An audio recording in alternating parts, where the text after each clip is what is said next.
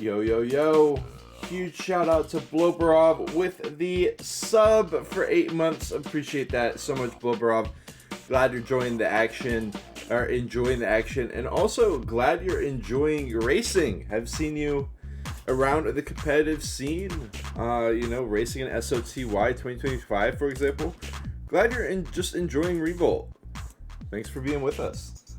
Welcome in Santi as well. Santi San, good to see you. Glad to hear you back on main PC.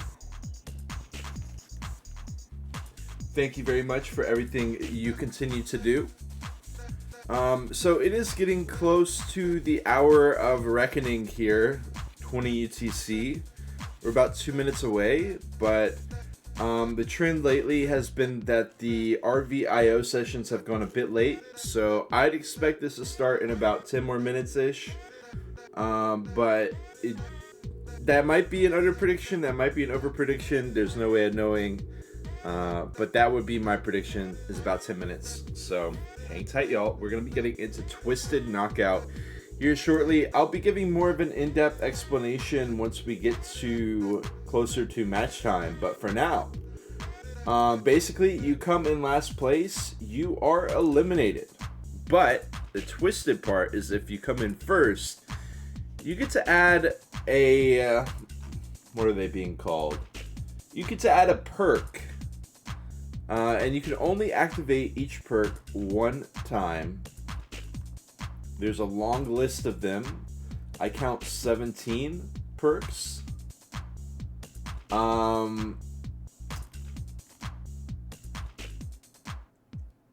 I obviously I don't have time to go into every single one of them, but they switch up the match a little bit. They make it all twisted in here. So we're going to be seeing how that plays out. This will be my first time commentating for Twisted Knockout, so that's exciting. We will be getting off here soon, though, so hang tight. We'll give you all more information, etc. when the time gets closer. Much love.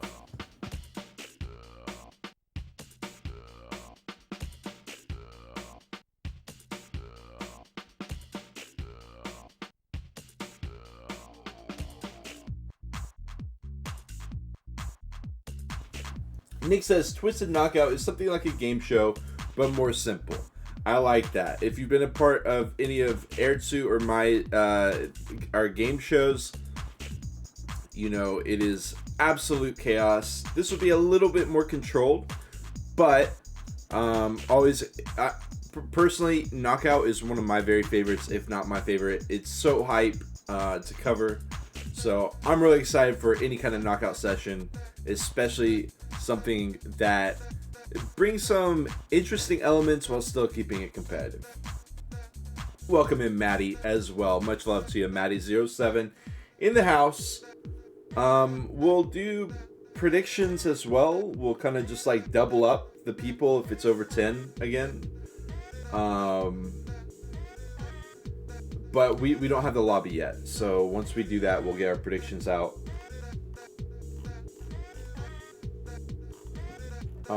When I have more info, you will have more info. And for now, we chill.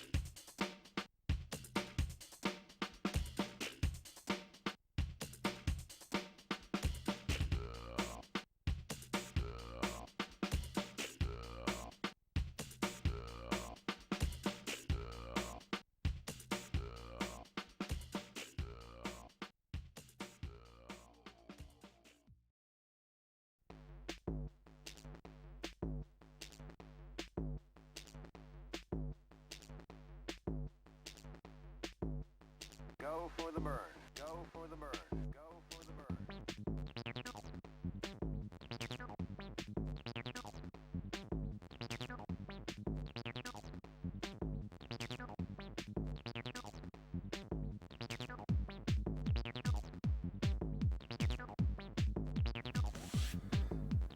We are going to be racing a lot of tracks here today.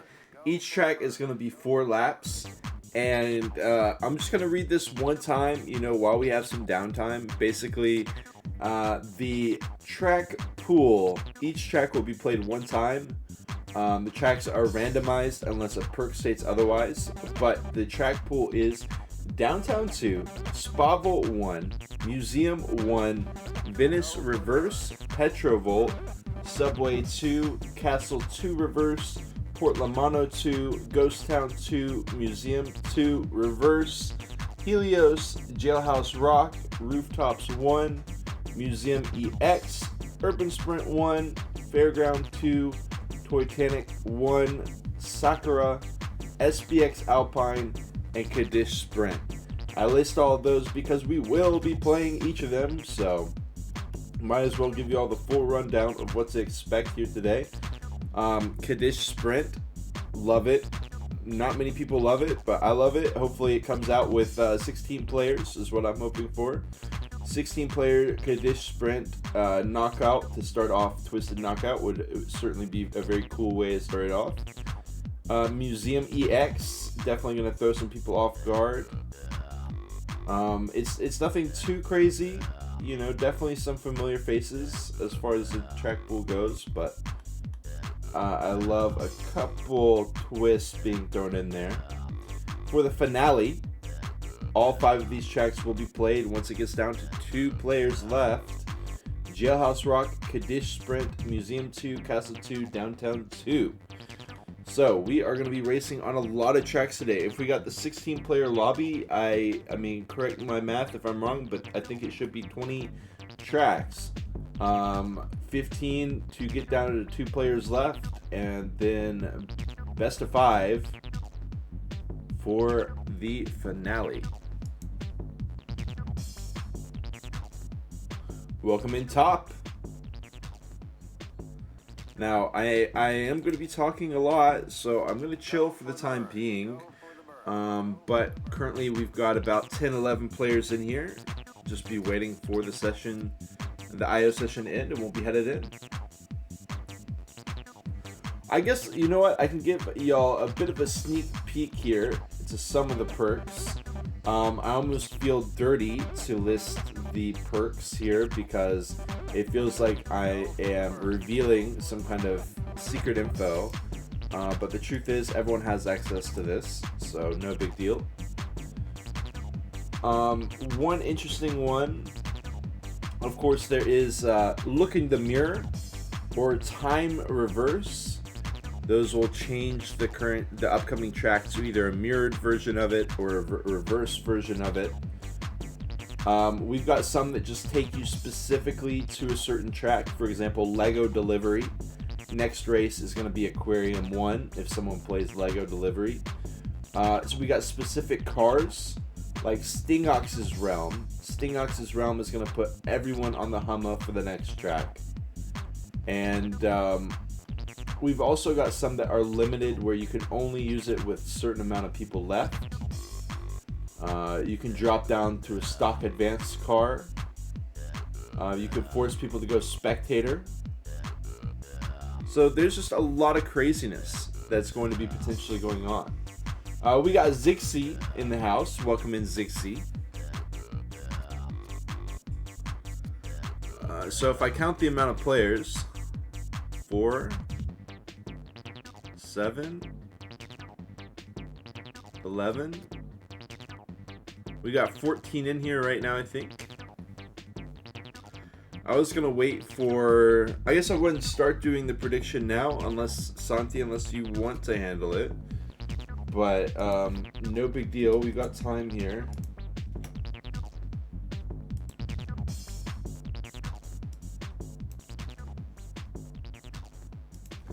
Who will win? Go for the burn. Go for And the burn. we're just going to put players next to each other.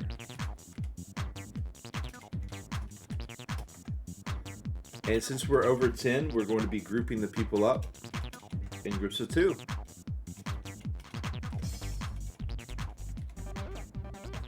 Great to see Frost back in the lobby as well. Frost, big return after a lot of time away. He did very well last week.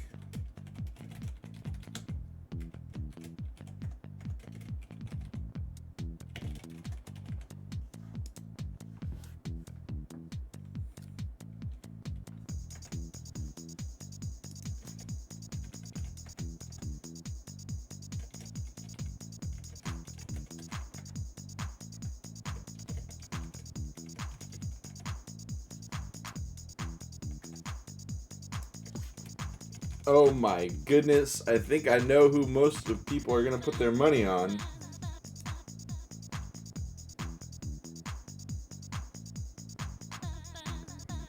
Oh my goodness.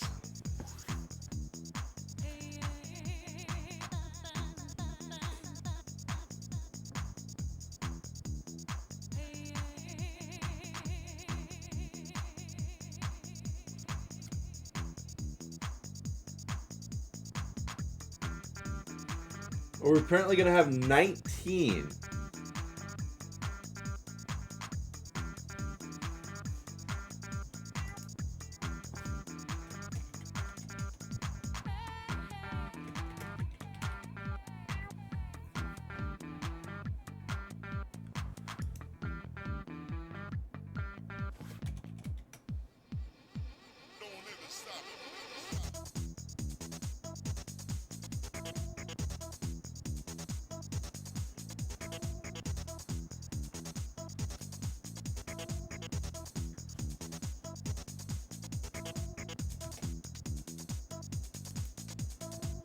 Macaco is missing.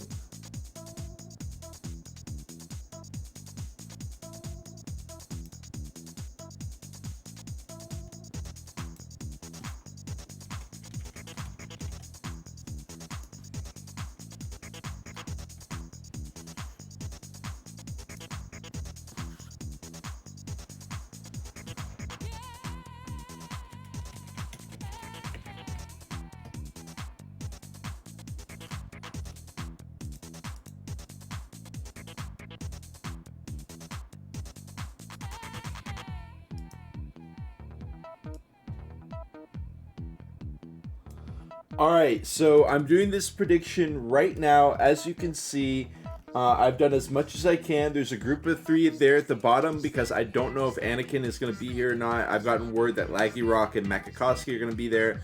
I only see Laggy Rock in the lobby though. So if you vote for Laggy Rock / Makikoski / Anakin, just know Anakin and Makikoski are not in the server yet, so they're not guaranteed to be here. Otherwise, it's been split up to 2. If either one of them win, then you win. If either one of the players listed win, then you win. This is to be whoever wins Twisted Knockout. But I have an important caveat, which Air2 says, first time there will be a qualifier. Exactly. That is what I want to talk about right now. Because we have over 16 players, we are going to have a best 4 lap qualification system. There are going to be 2 lobbies open, and the lobbies will be split in half player wise. We'll do best 4 laps race on Downtown 2 with pest control. The last player from each lobby gets eliminated each race. We repeat the best 4 laps until we have 8 players from each lobby, and then we combine with 16 players in total.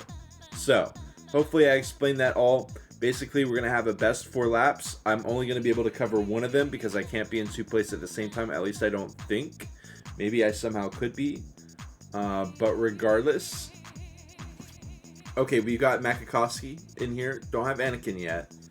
But regardless. So, we'll start off, let's say we start off at 20 people. That's going to be 10 people in Lobby A, 10 people in Lobby B. They race Downtown 2 with the pest control, 4 laps. Whoever comes in last in Lobby A is eliminated. Whoever comes in last in Lobby B is eliminated. Now we're down to 18 players. We do another best 4 laps on pest control. I'm assuming on Downtown 2. 9 players in each lobby. Last player gets eliminated. Last player gets eliminated. And then we've got 8 and 8. We recombine and then we start the Twisted Knockout.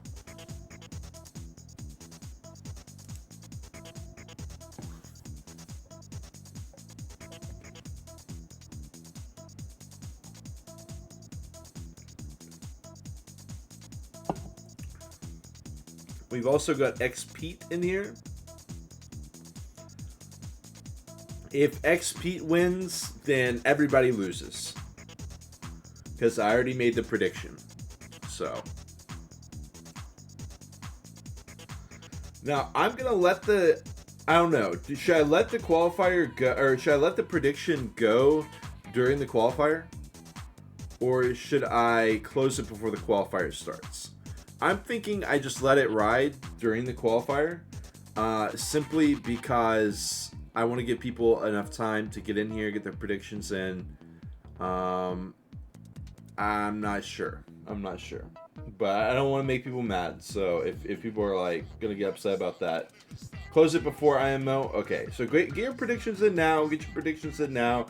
You still got a minute or 2 while we split the lobbies, etc.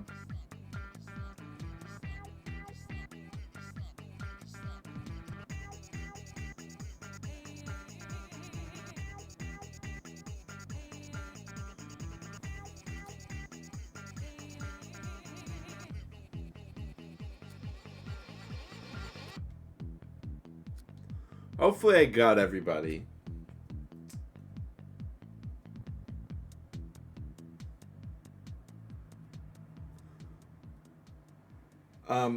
There might be people like Mud and Mud and there's someone else, X-Pete.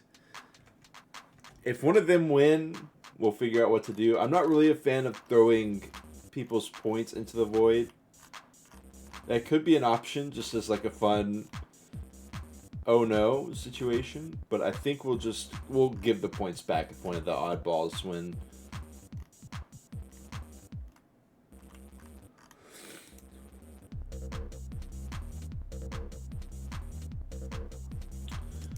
You got some time though. People are trying to figure out what's exactly going on right now as far as who's going to what lobby, etc.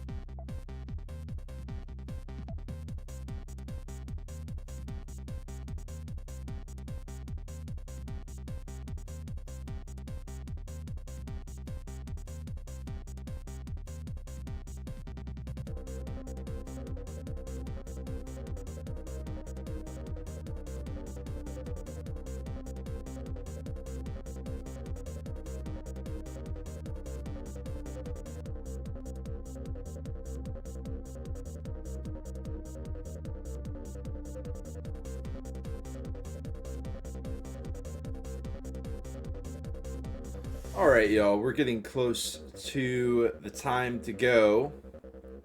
We got 10 people per group. We got all that sorted.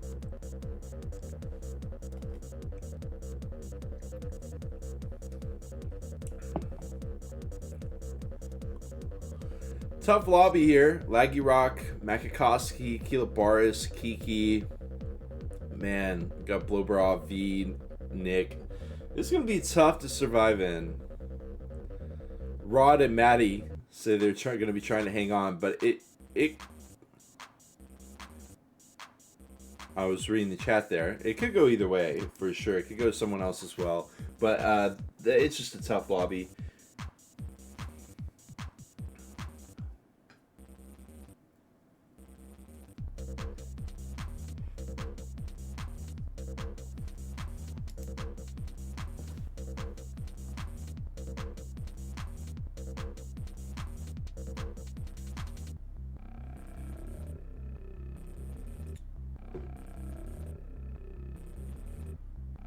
Ertsu possibly being summoned?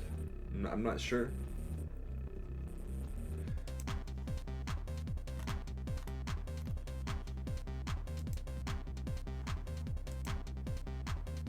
Oh, there's 11 in the other lobby. We'll get that fixed real quick.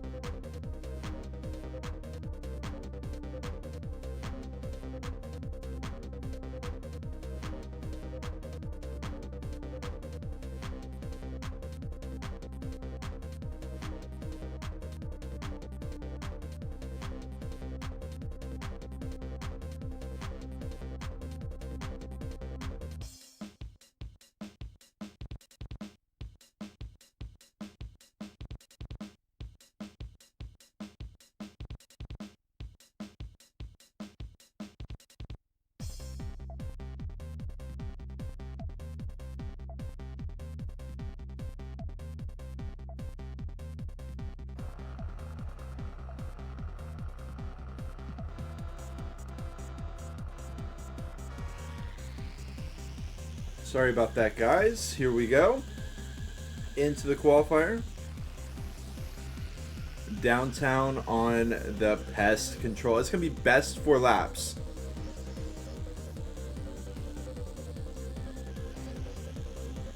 Do have Makakowski and V off to a clean lead, but you know what? This is knockout. So I suppose we should check out in the back a bit. Sorry, got to close the prediction. All right, thank you very much. Thank you very much. Let's get this up. Okay. Okay, as we look towards the back, it's actually going to be Bloberov. And the wreck between Rod and Wurtzel as well.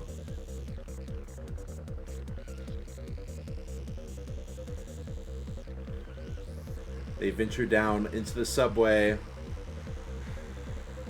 You know, a lot of this comes down to just pest control confidence. You can be generally a good racer, but I think the much weaker racer who's very good at pest control can beat you.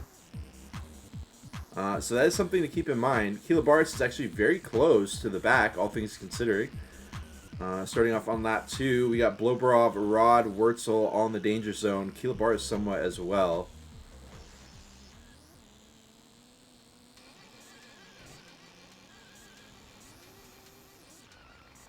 The spin on the drop down, 180, losing the speed.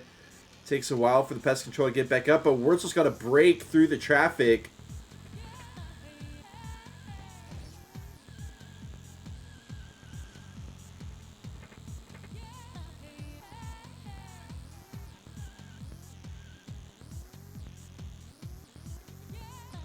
Wurtzel wrecking.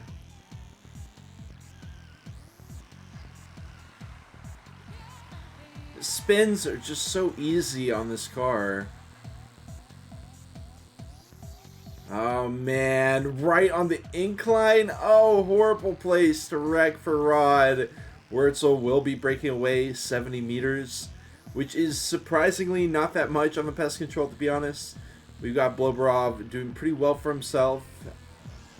Laggy Rock, Nick, Maddie, you know, Kilobaris moved back up to 4th. Kiki, Makakowski, V, all chilling very hard. Oh, is this the end for Rod? He's got 2 laps. He's got 2 laps, which is a lot of time on this car. One small mistake can be many meters. But Rod has to play for precision. Wurtzel wrecks out, but he doesn't really lose any time because Wurtzel is, or Rod wrecks as well. So it's completely fine for Wurtzel.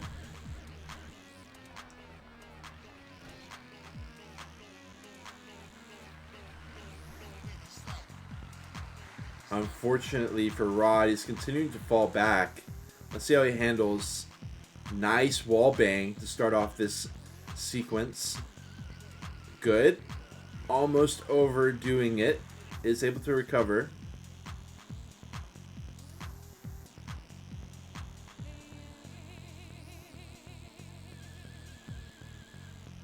And they start the final lap. Rod down 150.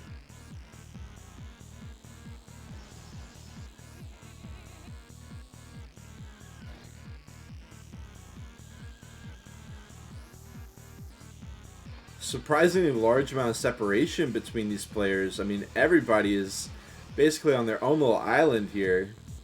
See how Wurtzel handled this. He wrecked here. He's not going to wreck this time around. Nice recovery by Wurtzel. Going to continue to put the pressure onto Rod, who is falling back. Maddie starting to have a rough go of it. Gets straightened out by Wurtzel a little bit. Players already starting to finish the race.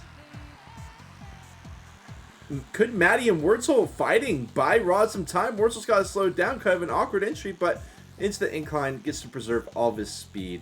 Going to be going quick up through here. And without any kind of slowdown, that should be enough to get them over the finish line with Rod in 10th. And it is. That is going to be the elimination onto Rod. We don't know who the eliminated player in the other lobby is, but we do know we'll be doing this one more time.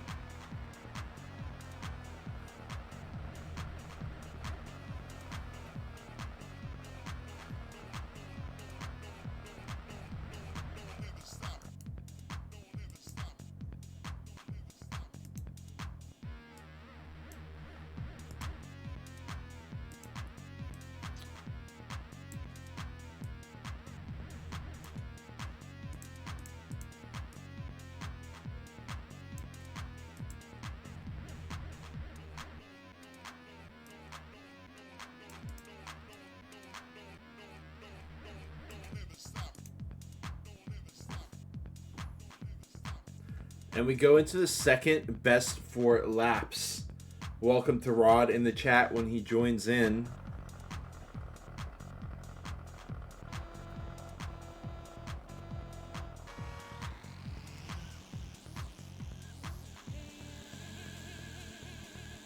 Mickey is out. I'm receiving word. F's to Mickey. Look at this. A ball of pest controls trying to make it through the narrow corridors to start off downtown. Big drop down. Kilobar is steadying himself on the wall. Getting around the traffic. And who has gotten the short end of the stick here? Blobrov and Wurzel, but only slightly. Only slightly. Still got a lot of race left to fight out. Maddie gets caught down in the traffic. V is in the mix as well.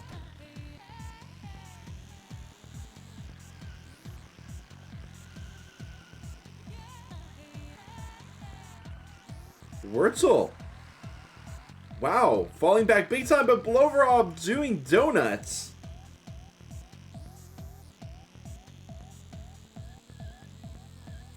Welcome in Rod, welcome in Mickey, welcome in Kippy as well. Pest control is a tough one, that much is for sure. As we start lap 2, we've got Blobrov and Wurzel, the race to the bottom. See how they do through the corridors. Drop down here, could do a 180, not going to happen. Both drivers standing strong, putting pressure on Kiki here actually as well, who's out in 7th. Ooh, okay, survives. It's looking a bit worrisome there for a moment. Wurzel going to... that has been a trouble area for him. That indeed... oh, and he flips as well. But Blobrov is struggling to maintain control as well. They are starting to fall away a bit from the pack. Blobrov still has a decent cushion, but we're not even 2 full laps down. So Wurzel still has plenty of time to play off the accidents from Blobrov. Needs some consistent driving though. Who else do we have? Kiki versus Maddie going on at the time being. They've got to be careful not to interact with each other too much.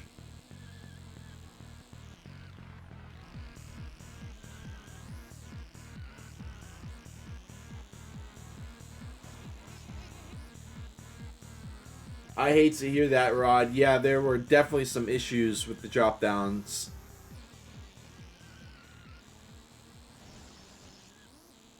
Wurzel. Blobrov still breaking away. Let's see how he handles through here. Okay. Gotta dodge the traffic. He will.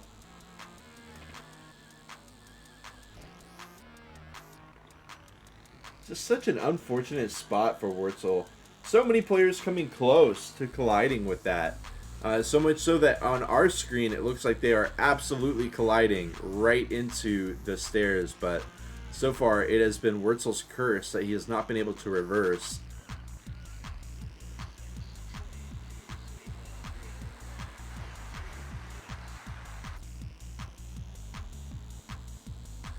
Blobrov already starting off on lap 4. It's got to be a nail biter even when you're this far ahead of 9th place, because you are the last position, the last defenses, so to speak. Really the first defenses, depending on how you look at it. Either way, not good.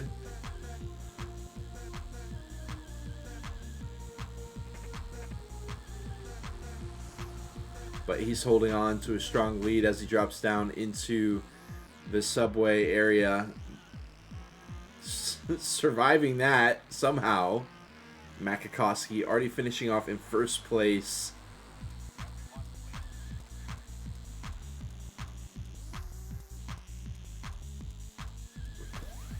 Blobrov trying to finish this off in 7th.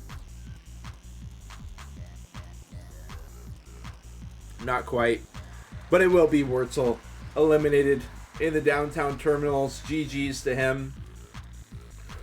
And we will have one more player eliminated from Lobby 2. With that, we're going to be down to 16 drivers left. We'll reform into one lobby, and we'll be kicking off Twisted Knockout.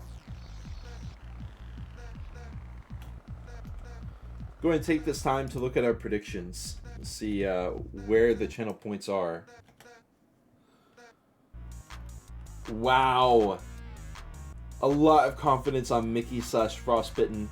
10 points on Lampert and Kotick. I imagine that's Lampert. 4,000 on Stinglex and Kilobaris. That's where I expected the majority of the points to be. But no, people feeling a lot of confidence in Mickey / Frostbitten. But Mickey has already been eliminated. So it's just Frost. 3 people putting their cash on Frost.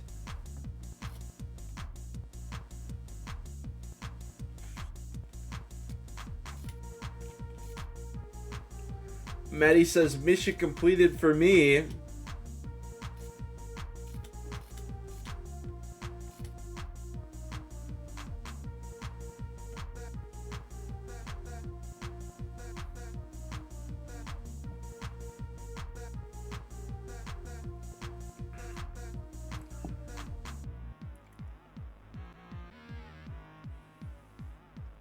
Ooh.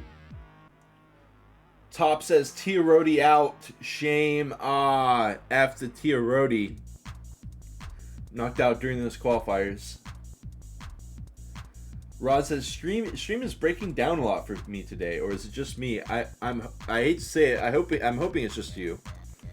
It's showing fine on my end. 0 drop frames. Should be all right.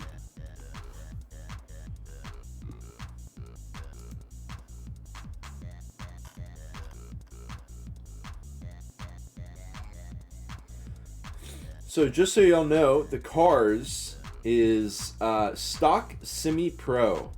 Players can switch cars after the race up until the finale. So it's going to be a lot of Adion and Zipper. We see V, Laggy Rock, and Kilobaris on the Zipper. I expected to see Frostbitten on the Zipper, but he is using the pest control right now. So RIP to our fallen soldiers so far. That's going to be Tia Rodi, Mickey, Wurzel, as well as Rod.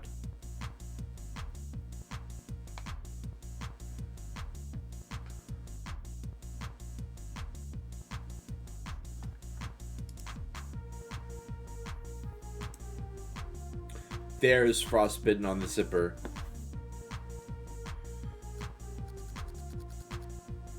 Kotick rocking the pest control. Mickey as well. So Zipper versus Adion is a tale as old as time, for sure. And I'm sure some people in chat can weigh in as well. I feel like Adion is the better car unless you are really proficient at Zipper. Correct me if I'm wrong. I believe Zipper has slightly higher top speed, but it has some hull issues, some weirdness going on with that. I think in theory, some of these drivers are going to put Zipper above Adion if both are played perfectly, but it's definitely easier to play the Adion perfectly than the Zipper.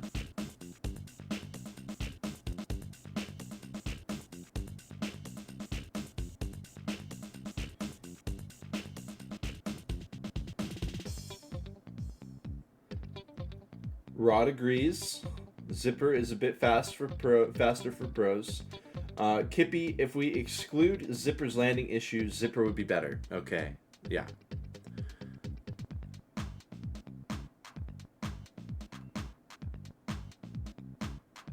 But this way, I'd call it tied.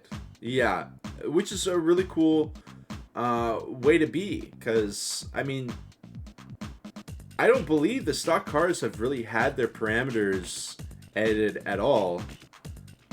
This game goes back so far in time, And yet we've still got this Zipper versus Adion neck and neck situation. Zipper may have had the hole slightly changed. I want to say stock cars are just completely hands off, is what the community would say. I'm not entirely sure.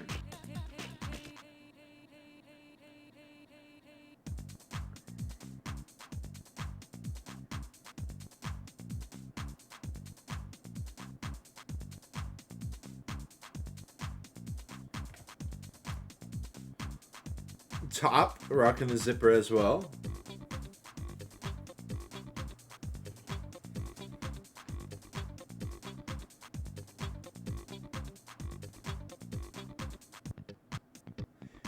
You might be wondering why we're waiting. Well, we currently have one player with some net issues, so we're waiting to resolve that, and then we'll be kicking off Twisted Knockout. Stock semi-pros on a whole lot of tracks. 4 laps per track, no matter what.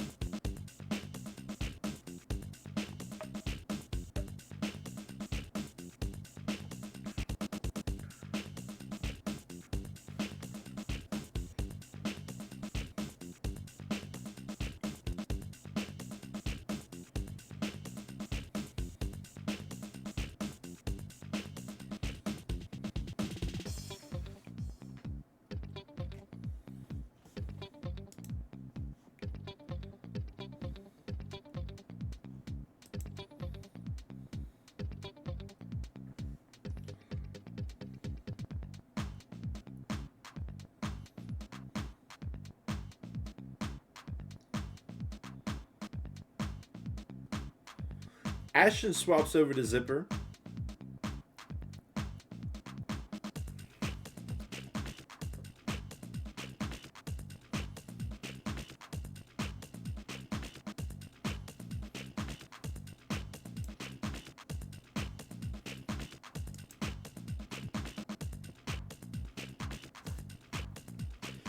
We don't have our first strat quite yet. We're waiting for Kiki to join.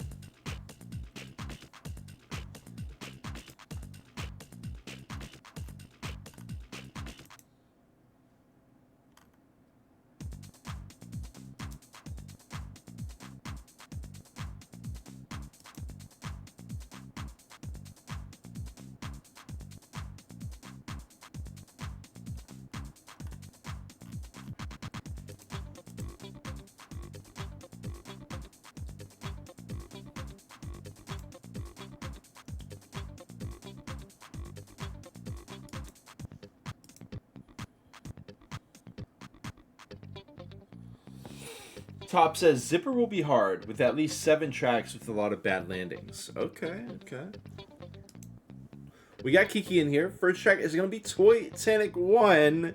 I think that could be a pretty damn good Zipper track at the top speed advantage. You do have some drops, some dips, and stuff. We'll see if that impacts any of the drivers. Kilobaris moving over to the Adion. Looks like everyone's ready to go. We got Top and Kotick with the Zipper. V, Laggy Rock, Frost, Ashton with the Zipper. Everyone else on that Adion.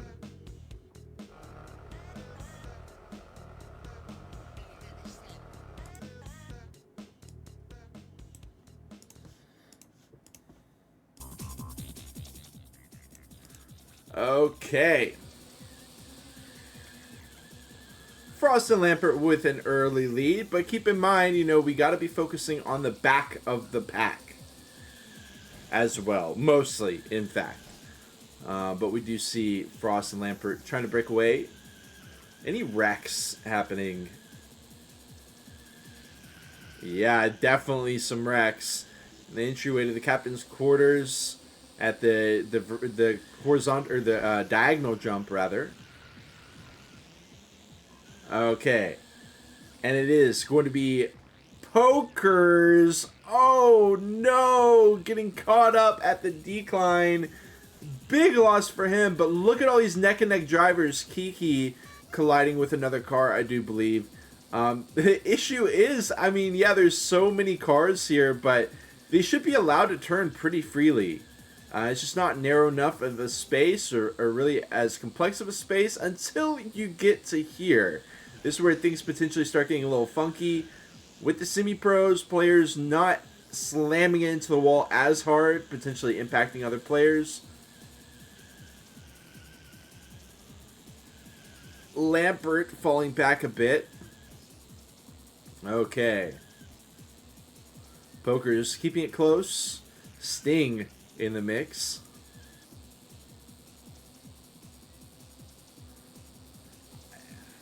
And especially once we get to the final lap, I'll be looking back more. But I want to see who falls out here. We've got the calm before the storm. These players should be pretty protected, but back here, we start getting a little bit more uncomfortable.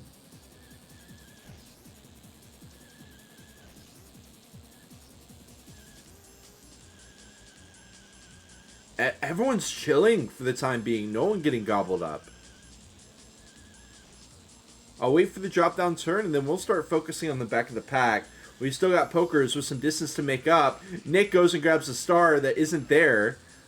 Sting is actually in 15th right now. I know Pokers is not going to be super happy with that. The prospect of having to catch Sting to not be eliminated. It does go to Kotick. Kotick 50 meters ahead of Pokers. And we're going to be chilling right around here for this final lap. This is not looking good for Pokers. Simple enough. No pickups, right? So it's going to be quite difficult to bounce back. One thing is, though, this is Twisted Knockout, right? So there is some value in looking forward, but hold on. I can't get too far ahead of myself. Let's see the captain's quarters through here. Ashen falling behind Sting. They should be pretty smooth through here. We're going to see the players finishing up at the front. It's looking like it could be Frost in the zipper.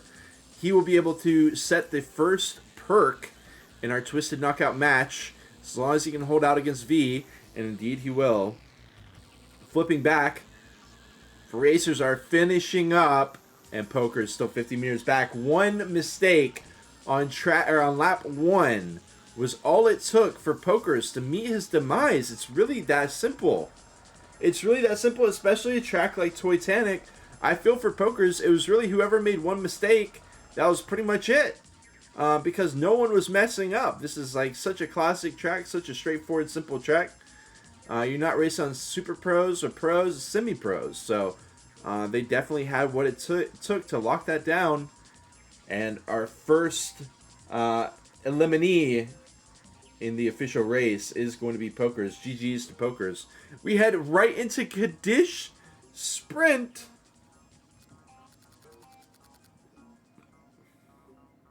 Oh my goodness, into Kaddish Sprint with 15 racers. This is exactly what I hoped for. We've got the familiar faces sticking on Zipper for the time being. Ashen may be considering a swap onto Adion. He will go ahead and swap. Kotick has swapped to Adion. Top is still rocking Zipper, as well as V, Laggy Rock, and Frost. Kaddish Sprint is going to be a nasty one here.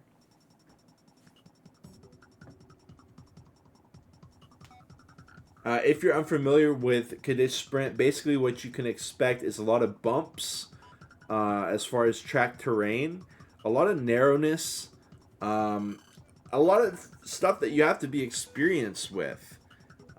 It's a lot less forgiving than Titanic. So after a pretty chill warm-up on track 1, we are getting right into the thick of it with Kaddish Sprint, possibly the most challenging / frustrating / potentially upsetting track in our pool today.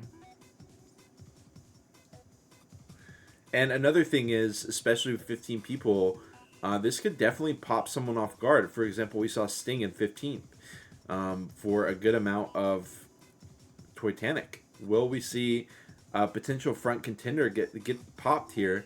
The thing is, we have so many drivers that I expect there to be someone in the pool who just isn't really familiar with this track, who doesn't really know what's going on with this track, and that could save some players from some of the chaos. We'll just have to see. Oh my god, Frost perk is to add picks. I love it. He adds picks to 15-player Kaddish Sprint, and now we're right back into the thick of it, where I was saying, you know, maybe one player falls out. They don't really know what's going on. Well, now we got pickups, we got oils, we got fakes, we got all different sorts of stuff that can be tossed at these drivers, and this could definitely snap somebody up in the mix who is projected to make it very deep into this Twisted Knockout run. Welcome in, pokers, dude. Unfortunate. I mean, I don't even know. It was like one mistake, and it was just, there was no way to come back. Everyone else was just driving perfectly. So it is what it is. GG's. We head into Kaddish Sprint with the pickups on. We got the star over to the left. I wonder who goes for that. Ashen? Ashen wants it. He's going to grab that star. Sting out in first. Grabbing some pickups for himself.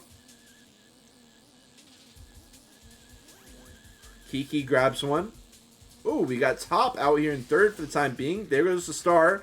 Maybe a little bit early. Could have been good to save it for the ramp section. Get some people falling off there. They still get it falling off there. With the zap as well. Oh my god. Talk about chaos. Keela Bars is falling. BGM is falling. Nick fails the ramp. And he drops down, has to repo again, and now he's going to be out in 15th. BGM Blobarov, I believe, blows up. Blobarov just blocking Nick. He's trying to avoid the rockets, but instead he gets hit hard. And Blobarov is going to be falling to 15th. Another star. The oil comes out. Let's see if Blobarov is hitting that. No, he does manage to avoid it. Top falling down from his throne in third place early on in this track. Ashen. Danger zone as well. Top gets a fake, but no big deal. Able to keep it going. Boom! Double oil. Blobarov not going to be able to avoid that one. Ashen, Blobarov, and Top all getting caught in the mix there. But you can see from the left-hand side of your screen, many players are trapped in the chaos. That oil is catching everybody out. BGM getting pulled back. Another star. That's what? The 15th star of this track? At least the third star. A player falling down with the zap. Maddie going to go ahead and get everyone on the back line. And that, did he just wreck as well? Yeah, he just wrecks as well. Oh my god, the bowling balls, absolute and utter chaos. Who do we have? BGM is currently in last, but some nice rockets will take out two of the competition. Gonna drive over to the right, gets bailed out by a different driver. Top helping BGM out so much, he takes it slow. He's good to go. Missiles as he jumps over. Oh yeah, that's right, there's another star there that's already been picked up. Yeah, they just driven around the track, picking up those stars, showing off the track knowledge. BGM moving up in the chaos. We got Top and Maddie. Oh, they both fall off. Rockets. Another one. Blobarov getting knocked off the track. This is exactly what I'm talking about. BGM fighting for his life. If I was these other drivers, I would just try to team up and try to take BGM down. Of course, easier said than done, because you try to do that and you make it more difficult for yourself to not get last. So, you know, it would be good in theory, as he does run into the oil. Maddie avoids it. Top slamming him out of the way.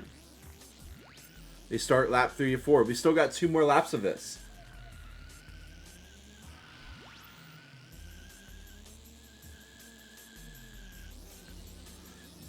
Battery, it's a crazy battery from Top.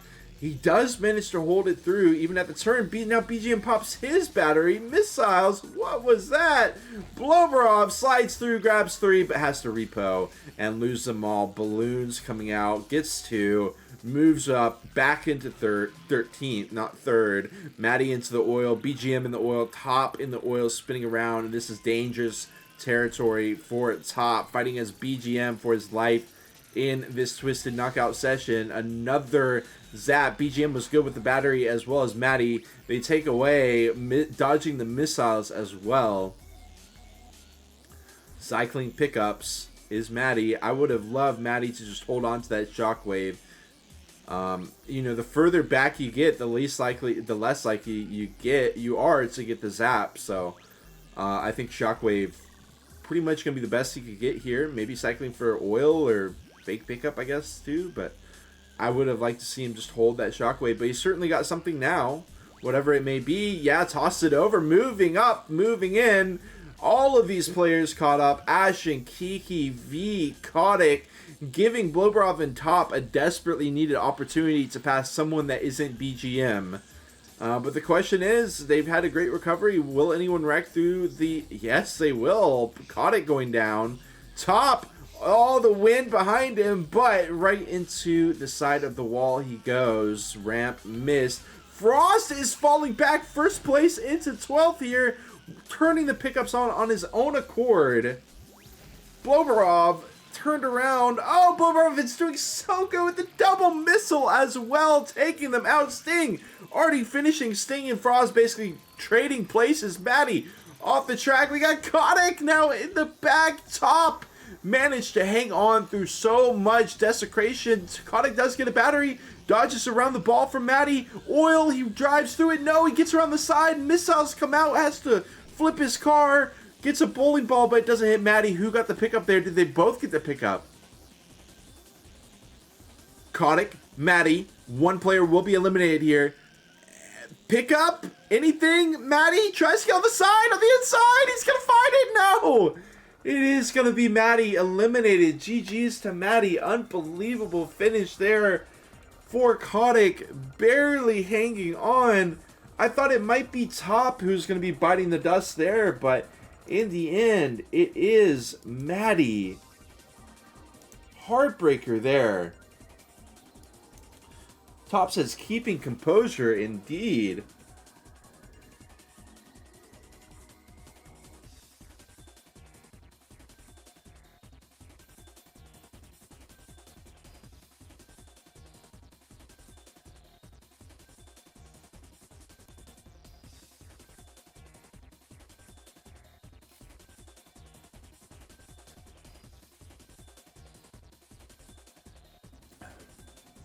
So Stingux gets a perk. We're headed to Castle 2 Reverse. Now Sting gets to choose his perk. Once a perk is chosen, I don't believe it's on the board anymore. So that should be the end of the pickups. Frostbitten tries a curveball to knock down one of the giants of the lobby. Almost connecting with BGM. Maddie, still a strong opponent to get out of the way. Now, I gotta say, since best laps are not really a factor, I'm trying to crop those out to make the left side of the live standings a little bit more attractive to look at. But we'll see if that worked or not. But apologies for having to edit that. But, you know, it's a nice thing to do. We are here at Castle 2 Reverse. We've got a lot of perks left to be played.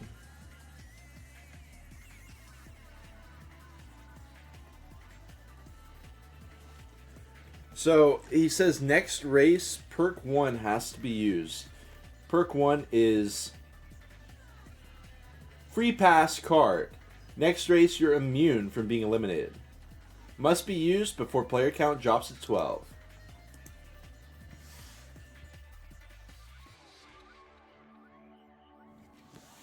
That it's really, the race pass is intriguing because you can basically go to the bottom, right? You can go to 14th place, 13th place, and just find pickups, and you can even turn around, right?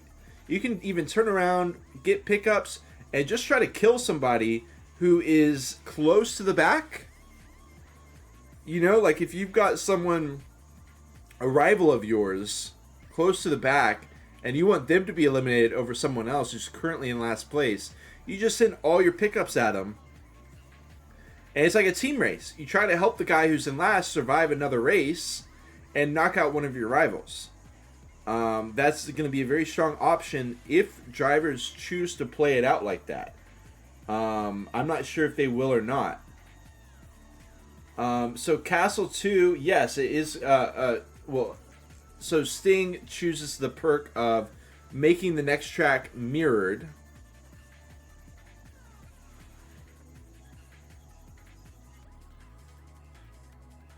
We do have, so I think Sting wanted reverse mirrored. but he's not being allowed to go reverse mirrored. Nick is saying that it changes the variations, so it would go from reverse to mirrored. It wouldn't be reverse mirrored.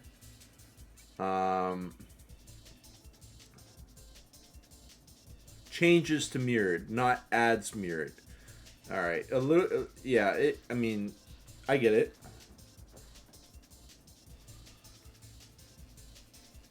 Poker says there's a strat. Frost says Sting might be onto my strat. Would have picked the same. Ooh. Is the strat just to be as chaotic and freaky as possible? Because if so, it's a success so far. We're at It's a Castle to Mirror. So when you need to go right, instead you'll go left. When you want to go left, instead you'll have to go right. Sting, on his own choice, getting knocked down to 12th.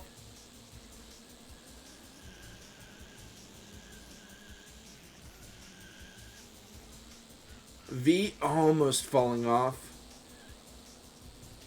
Let's check up the field. Oh, that's definitely going to throw people off. I wanted to turn left, and I'm not even driving. Kotick swerves off. None of the players actually got implicated by that. Now we got the right top. Taking a break for some reading. Following the reading rainbow there. Interesting. He does go back to 14th as a result. Going to be able to dodge that other book.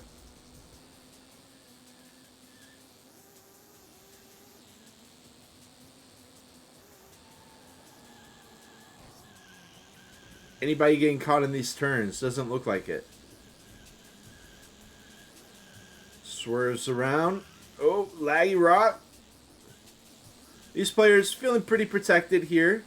But, I mean, right here, 10, 20 meters back is 10th place.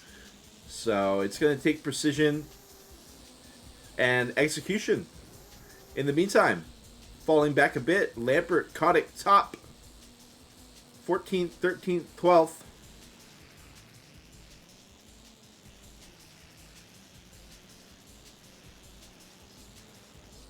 Well done.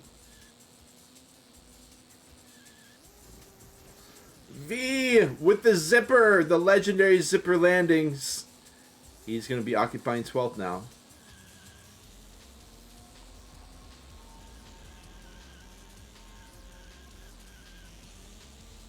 Laggy Rock gets around Frost.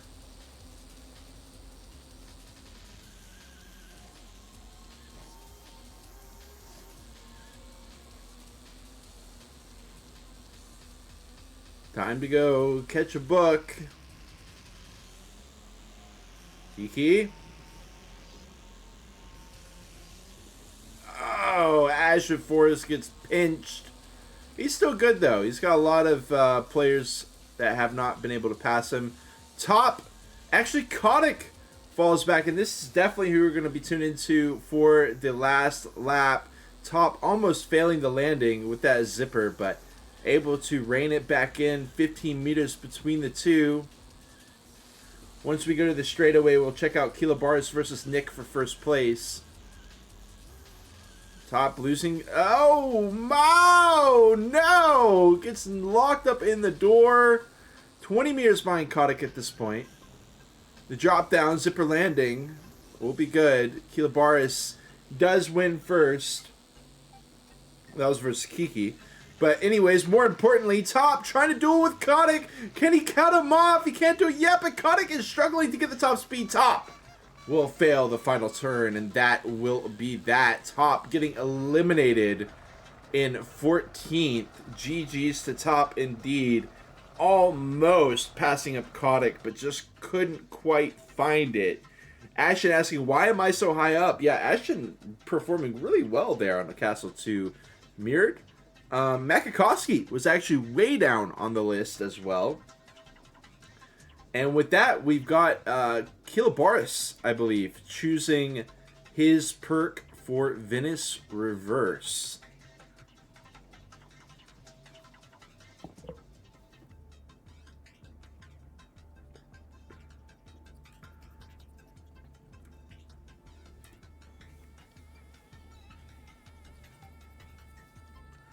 And I think he has to pick the race pass. Okay. And the question is, how is Kilobaris going to play this? Kilobaris, he could just race it normally. He could just be like, you know what, I'm just going to try to get first again to get another perk. Very valid option.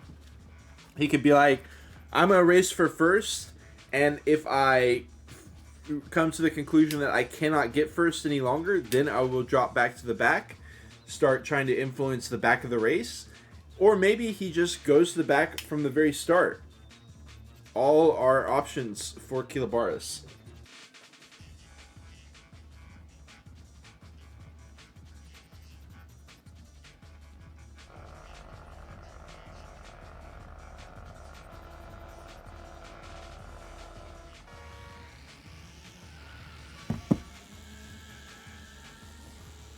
Okay, so Kilobaris doesn't immediately turn around. But the wreck, a big wreck at that.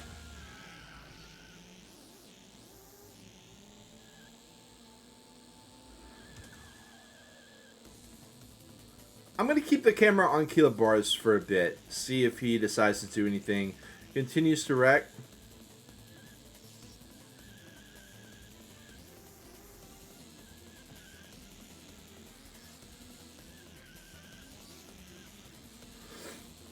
Some fights going on at the front.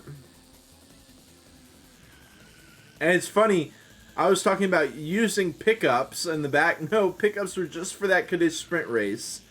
So, toss what I said out the window about Kilobaris trying to turn around and throw pickups at people.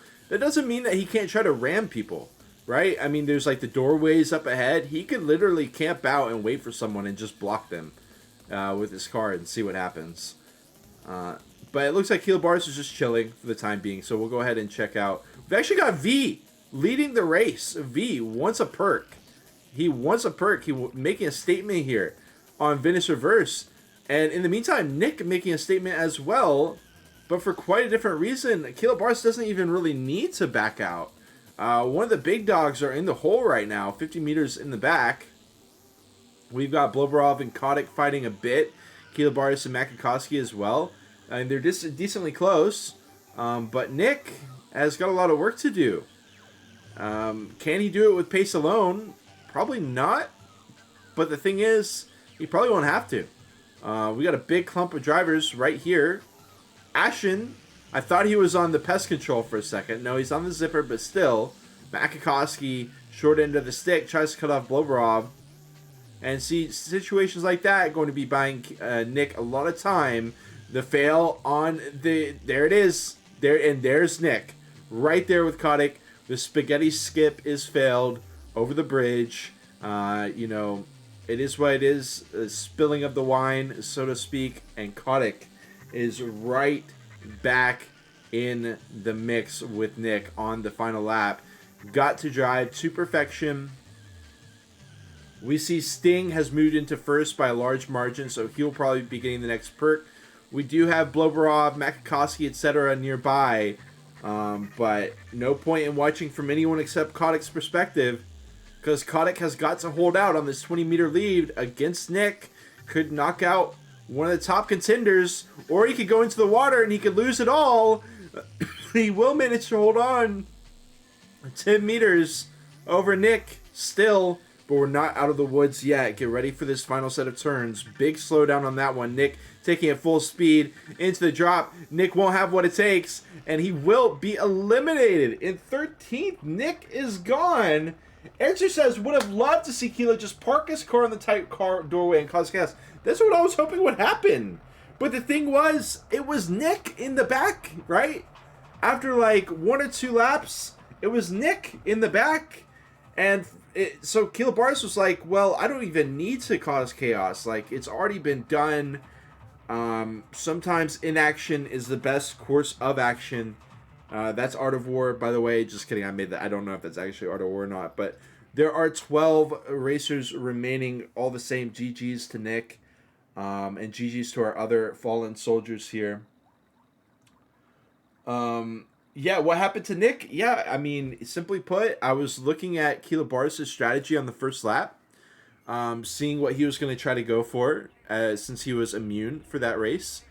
And by the time I looked at the rest of the field, Nick was already 50 meters back, and he just wasn't able to recover.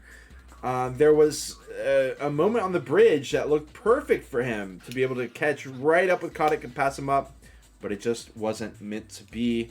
Maddie says, skill issue probably. Wow. Maddie with the smackdown. So we are here at 12 cars left. Sting gets to pick the perk. He feels he got scammed on Castle Reverse. Let's see if he gets what he wants here on Subway 2. There are the deadlines for a couple of these pickups are coming down right now. We got commentary booth where you can choose a player to spectate.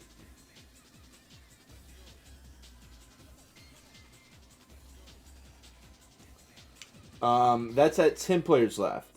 We've got gambling issues. Pick a player who has to race next in top 3.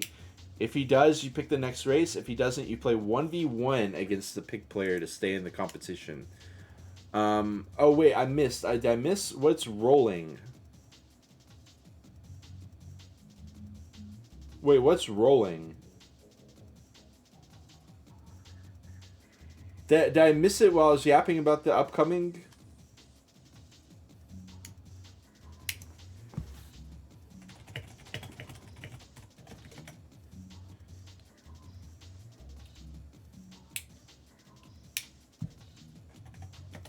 Oh, we got the rotor. Keep rolling, rolling, rolling, rolling. Okay, it's going to be the rotor. Stingox bringing us to Rotor City on Subway 2. Top says, thank God I was eliminated. A thing that a lot of people don't realize is that the rotor is basically the most forgiving car in the game, because you can drive even if it's flipped over, and for that reason it is actually the most forgiving car in the game.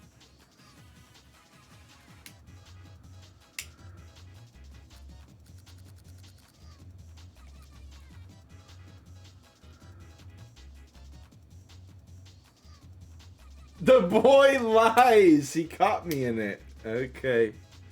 All right, you caught me. You caught me.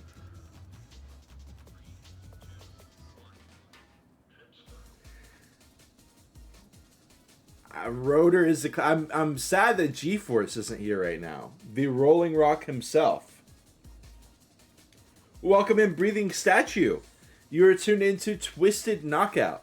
We are down to the top 12. We started off with 20 racers. We did a qualification session to get down to 16. Now we are at 12 with the rotors rolling through the subway.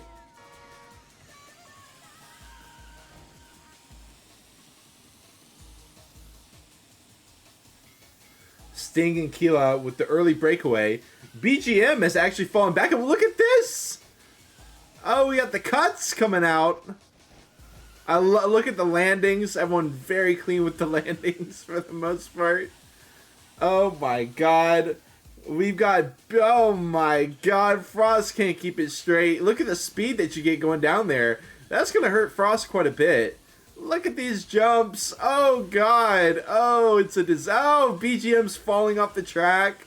Oh, this is a disaster. Look at Sting just blocking action. And they're trying to climb up, losing speed. Oh, it's a disaster on those incline areas to lose that much speed.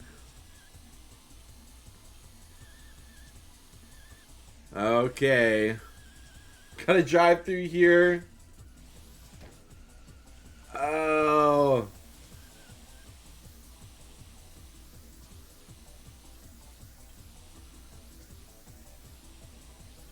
That's a crazy jump as well. We see some players taking the alternate routes and faring pretty well. But it is BGM in the back, pretty much at the tail end of lap 1. He's definitely still got a number of people in his reach, but Kotick falls back as actually a number of people BGM passes up. Just like that. Oh, he gets tossed into the fountain, though. And now it's just going to be Laggy Rock who's behind him. What is the Four Nations, Finland, Sweden, Denmark. Oh my god, I'm forgetting the last. That's so embarrassing. Is that what it is, though? Is it like a Nordic? I really should know, but I see y'all in the chat. That's embarrassing. Also embarrassing is the jump ball. Laggy Rock is... Oh, ice hockey. Okay, Norway. Yeah. Oh my god, I'm a dumbass. Okay, BGM does manage to pass Laggy Rock. The jump. Collisions. Oh, I was completely wrong. Okay, cool. But let's focus it back in. It wasn't even relevant to that. I said I know Nordica. BGM and Laggy Rock. This would be a rough elimination for either of them. These are definitely some players who could make it the distance. And they're getting caught up in a duel with each other. Even if one of them passes, they've got to deal with Frostbitten here as well.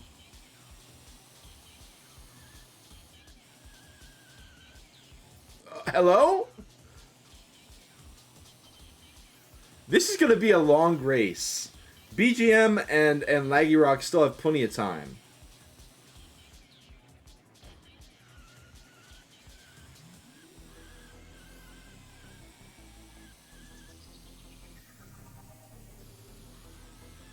Sting Rex. Unfortunately, the polling has closed. The predictions have closed. Sting.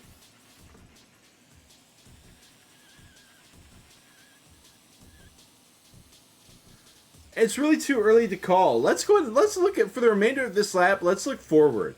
Who do we have dominating here on the rotor? Let's give him a quick shout out. We got Makakowski. You can see he's slowing it down before the ramps. Kilobaris is too. They recognize that rotor is a difficult car as far as navigating the verticality that this track has to offer. So they choose to slow it down for consistency, and it's paying off huge for them with first and second. V battling with a number of drivers here, 3rd to 7th. Blobrov in the mix as well, BGM and Frost. And so you can see 12th place is not that far behind, say, 8th place. It's actually quite close still as they begin their final lap.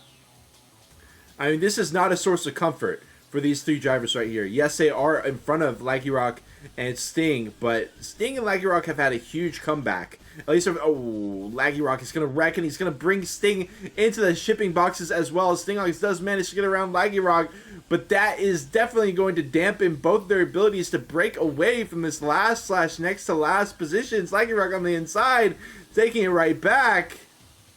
Nobody, they're just holding W. They're just holding the forward key.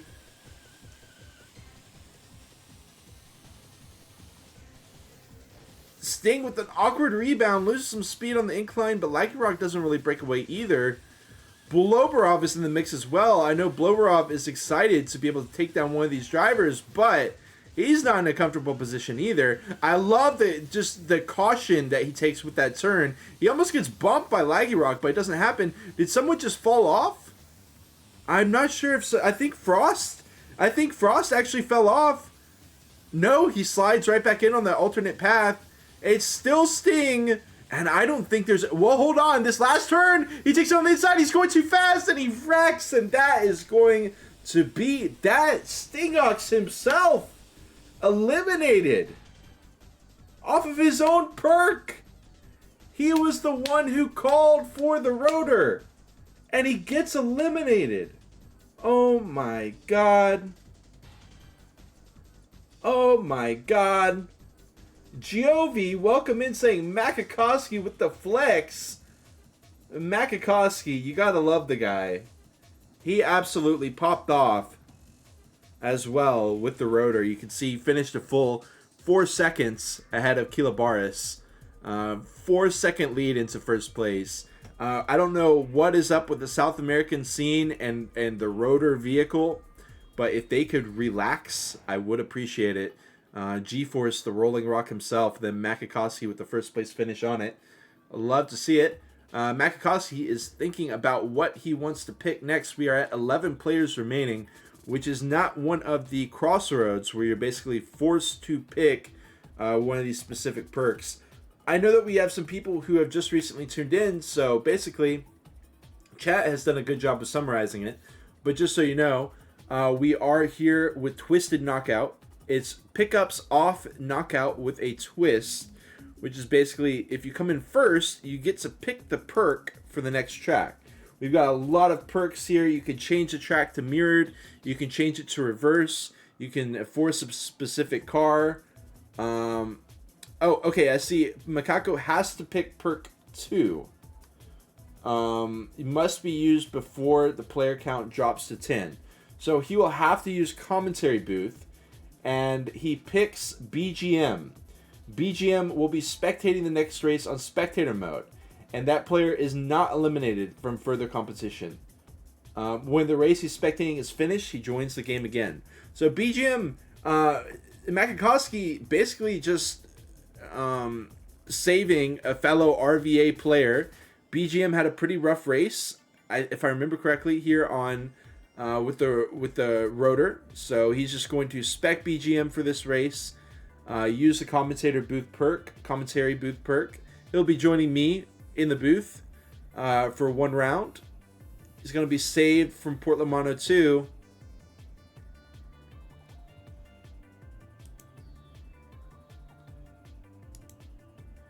Any strats behind perk picks? I think there's absolutely the potential for strategization behind perk picks. They aren't necessarily always going to be used in a strategic manner. For example, Makakowski, I think what he could have done is say gone for one of the drivers who have already been in hot water a few times. For example, I think Kotick could have been a good choice to keep in. Ashen. They've already kind of wound themselves up in hot water before, although Ashen has been doing insane, don't get me wrong. But that would it would make the competition, it would kind of force a player, you know what I mean. In the meantime, the Rex, Ashen himself wrecking, this is exactly what I'm talking about. Ashen could have been saved, and then you would have Kotick, V, and Lampert fighting. There's no way to tell, you know what I mean? Some perks have more strategization potential than others.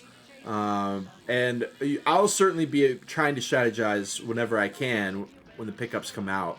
But for the meantime, Makakowski tearing it up here. 10-meter lead out in first place after one lap. We've still got Ashen here 25 meters behind the competition, but Kotick, Lampert, and V caught up in it.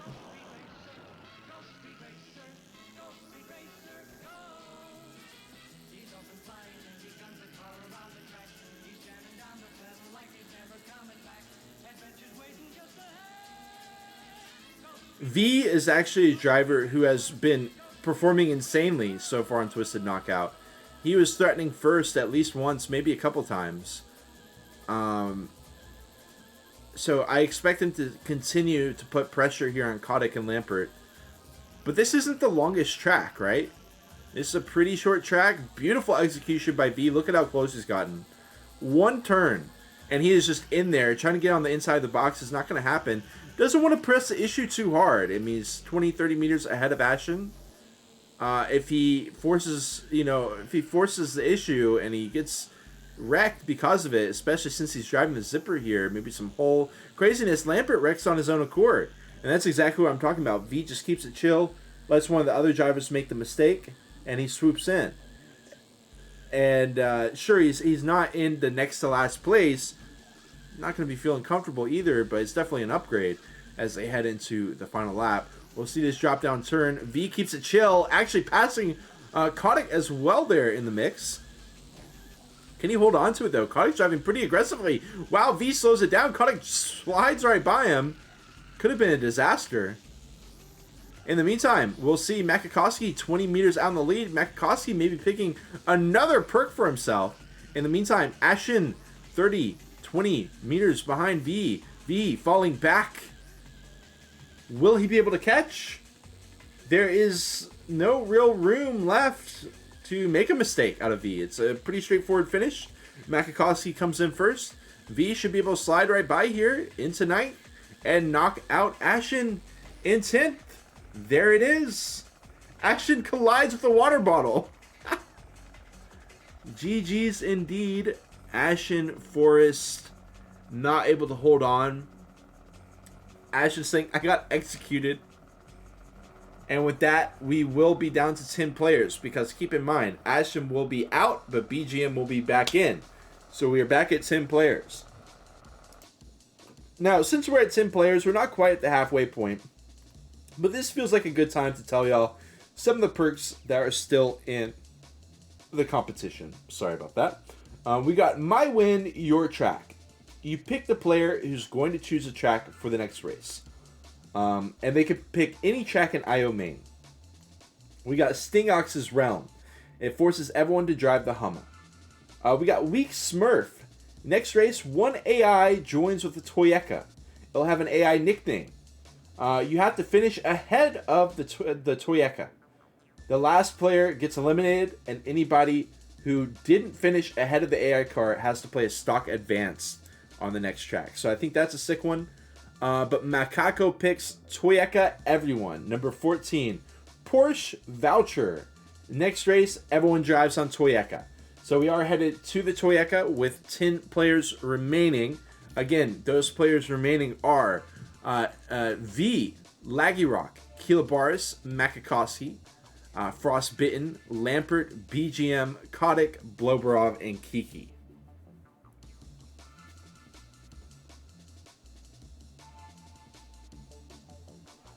Rod, I'm right there with you. I'm pretty sure the way that it shakes out, we're going to see every single one of these perks played once. I could be wrong about that, as I think I saw the number of perks go over 15 or 16. So I could be wrong about that. I really want to see weak AI played. I really do. And we head to Sakura. The Sakura Toyeka Showdown. For some reason, this just feels like a classic. For some reason, this just feels like a classic right here. Early aggression out of these drivers. V getting the short end of the stick as he gets lobbed over into the side wall and slammed down. This area could be an issue in future laps. Right now, not going to be posing a huge issue. V, actually, Kotick is 50 meters behind at this point. Narrow passageway through, and then we've got a tricky part. The ramps, yes, but also these bridges can throw people off. Okay, everyone looks good. The jump through, that can be a surprising killer, and it does catch Lampert, but Kotick, it seems like he's continued to have some wrecks. And an issue with the landing as well. Kotick landing himself in hot water. We're going to be seeing if he can come back. But for the time being, let's tune into our first place battle, seeing who's going to be able to pick the next perk in our race. Kilobaris and Laggy Rock currently fighting. We got BGM right here as well. 15 meters separating BG and Frost.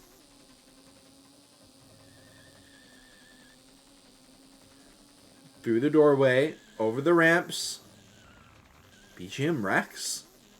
Kilobaris and Laggy Rock in the 1v1. Frost takes over third place.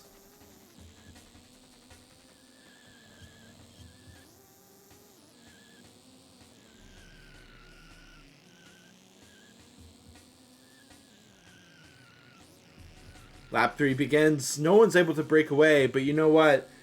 We can look a little ways back, but you're not going to like what you see. Kotick not looking too secure here on Sakura. Bloberov 100 meters out in the lead, and I don't even know if it's worth watching. There is the oncoming traffic issue, yes, but let's see. Does Bloberov get caught by it? No, he doesn't. In fact, he might be able to catch Kotick with it. No. And we continue to watch Kilobaris versus Laggy Rock, the battle for first. Oh! Nice recovery by Laggy Rock. Good jump. Angled. Looking good. And they start lap 4. Also the potential for oncoming traffic here. But with the jump, as long as you stay over to the right side, you should be good to go. I'm continuing to check the live standings to see if Kotick has a way back in. But if he's 100 meters up, I'm just going to watch this first place battle. Or 100 meters down, rather. Laggy Rock continuing to try to seal the deal on Kilobaris. Can't quite do it.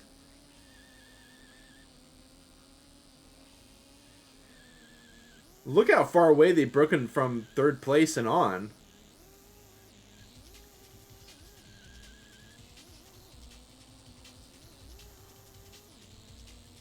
All right.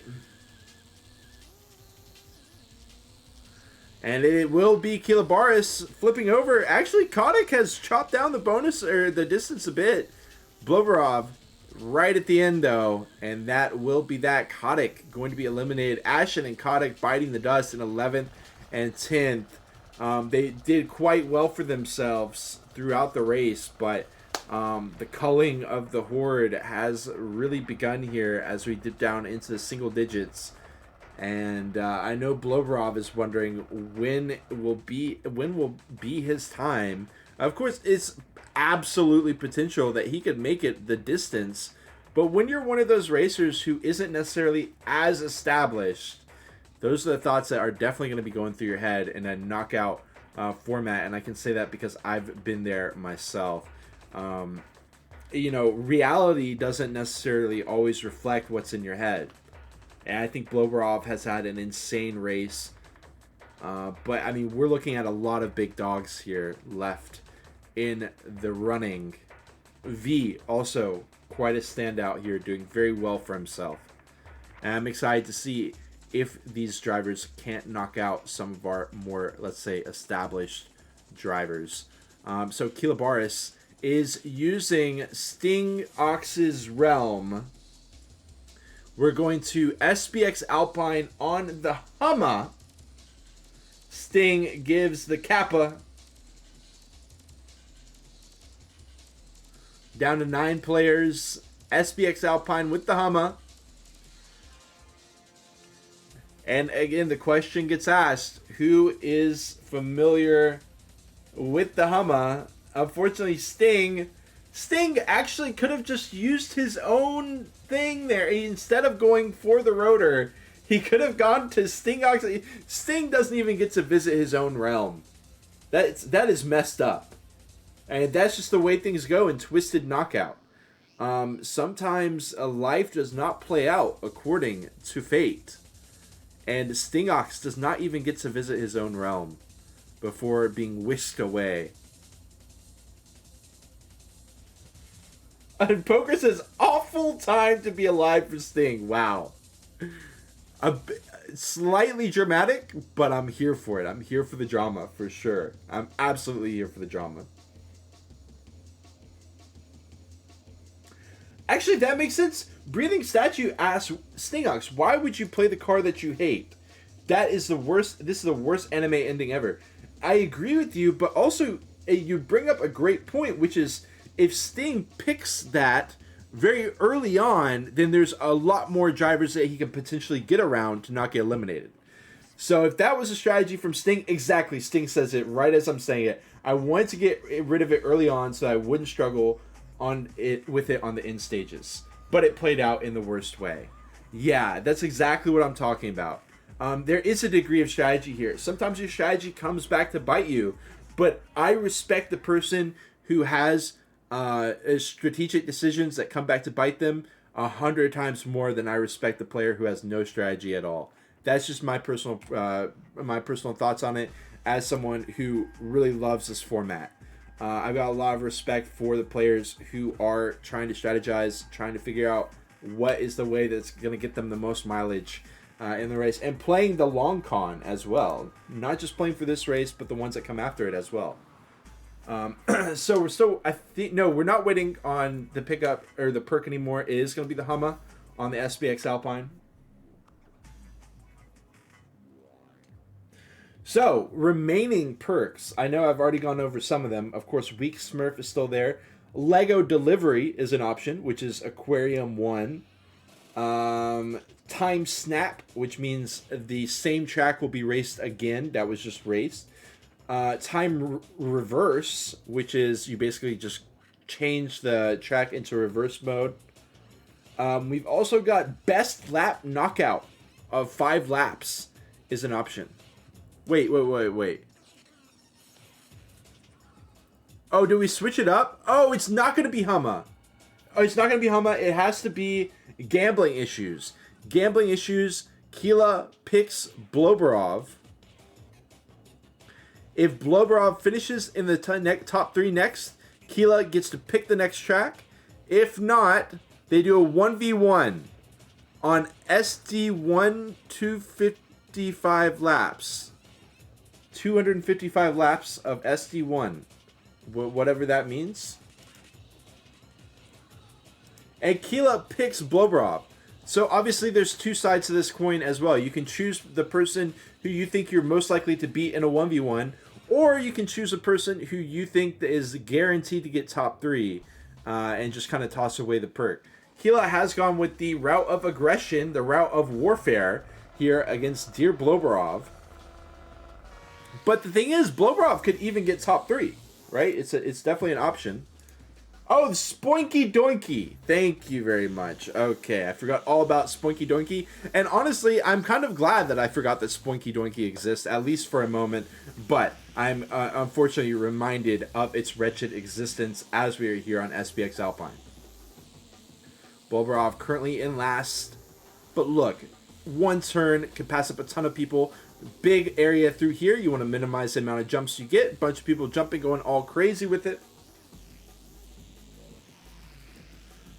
Apologies for the ad. Maybe I'll run a pre-roll. I'll run an ad next time after this race is done. For I don't know. I'll leave it alone for now. I do apologize for the ad, but this perk had to be used. I believe Gambling Issues was used, and he chose Bloberov. So a lot of yapping going on. V Rex with the zipper. Bloberov is in 4th. So it is very much still possible that he could get 3rd and not have to 1v1 Kilobaris. In fact, if with the situation arose, what if Kilobaris just let him into 3rd? It's a possibility now as V Rex on the zipper. What if Kilobaris just let him into 3rd at the tail end? Imagine if this was lap 4 and it was about to be like this, Kilobaris could just avoid the 1v1 altogether by letting Bloberov just walk into 3rd. I'm not sure. It is a possibility, something I hadn't considered. I don't think Kilobaris will go for it. I think he's fine with pressing the 1v1. But it's definitely something to consider. As we do have Bloberov, he needs to pass up 1 more driver to get that top 3 finish. Lampert has not looked incredibly stable on SPX Alpine as we see him hopping around, jumping around the 2 of his tail wheels up in the air for a bit, kicking and bucking. Kilobaris gets passed by Bloberov. Bloberov moves into the top 3. Kind of by it looked like by Kilobaris' own volition there. V is challenging. And we still got Makakowski out in last. Makakowski. I need to read the perk again. Does Makakowski just get eliminated if he comes in last here? I think he does, regardless of if Bloberov gets top 3 or not. Or maybe it's only if Bloberov gets top 3. Maybe that's why Kilobaris is seemingly slowed down. Now he's trying to fight V. He Rex! And Bloberov Rex as well! And he has to repo! And now Bloberov is out in 7th place. Bloberov with a massive choke. He had that absolutely locked in top 3 against V. Absolutely locked in. Kilobaris says, what, Blob? What the fuck? And Bloberov says, lol, skill issue. Oh my god. That was a crazy... Check PayPal, Bloberov. Check PayPal. I believe Makakowski has a deposit with your name on it.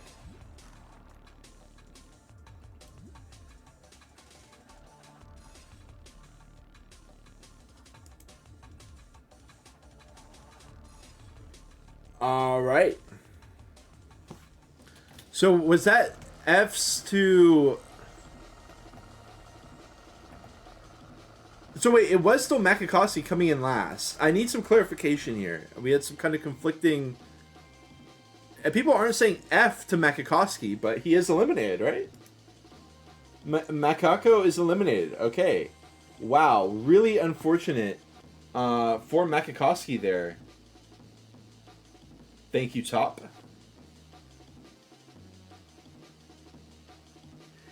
And this could be a double elimination because we got Makakowski eliminated. And we also had Blobrov not finishing in the top 3. So now he's got a duel with the one and only Kilabaris to stay in here. Either going to have a Herculean elimination or is going to be knocked out by our current first place driver in the start of the year tournament. So either way you slice it, rough situation.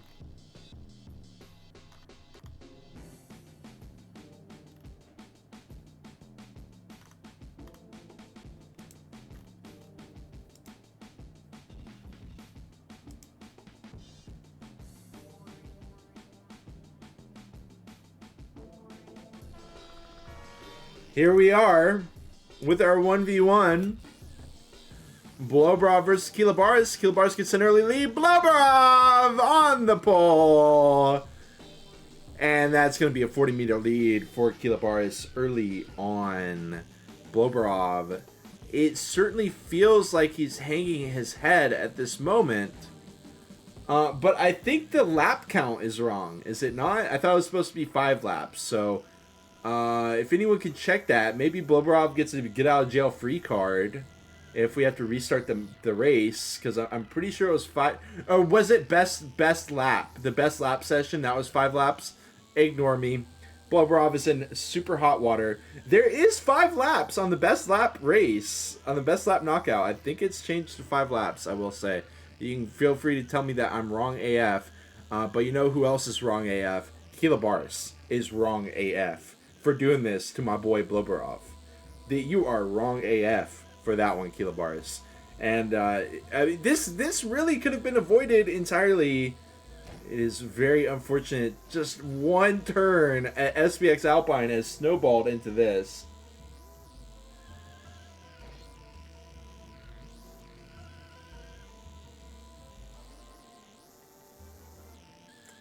Yeah, I don't think all the like that perk in specific. It's kind of like you don't even want it. Like you don't even want to get first for this pickup. But I mean, if you're Kilabaris and you're just dominating the start of the year tournament 2025, it is kind of like a free elimination, not a free elimination, but you are going to be able to get that elimination a lot of time. Blobrov is trying to keep his head in the game, but you can see Kilabaris is just executing with perfection through here. Really just no issue at all. We love Spavel. Competitive Revolters just love Spavel.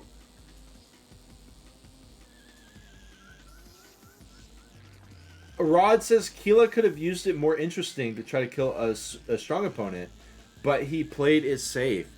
I would tend to agree. It is a pretty scary prospect to be like, all right, I'm going to call you out and take you on a 1v1 Frost. But I agree with you. I mean, Kilabaris, as you can see, he is on his shit here. He's been a dominating force. Has taken basically everyone down who has come to try a 1v1 with him, try to come correct on him. He does have a wreck, but he's just going to back it up, keep it chill, make sure he gets over the shortcut.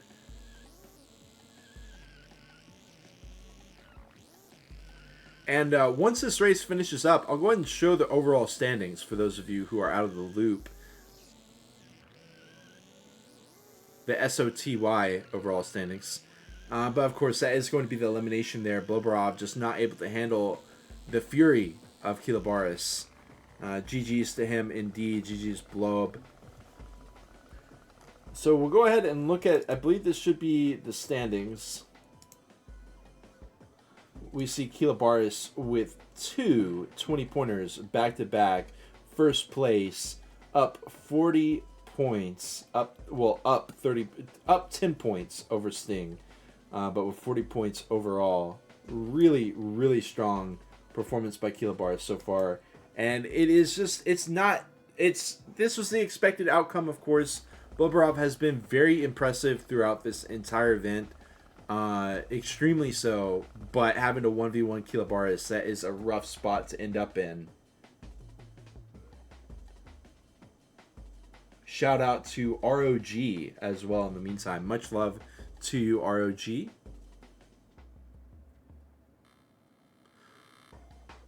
So Kilabaris, who is choosing the perk now? It's perk 4 by default. Unexpected guess. Oh, unexpected guess. Next race, default AI joins in filling the rest of the original spots. That is going to be the next one. So we're going to have AIs.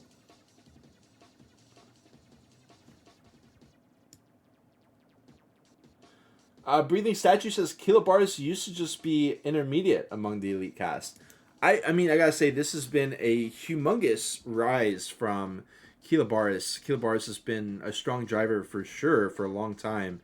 But consistently going toe-to-toe with the best of the best. And at this point, just stomping through the competition here so far at SOTY. It's definitely been a cool era for Kilabaris so far in 2025 and 2024 as well. So we are going to be headed to fillers on the, or just rooftops 1 is what it's going to be called. We should have AI joining in as well in this race.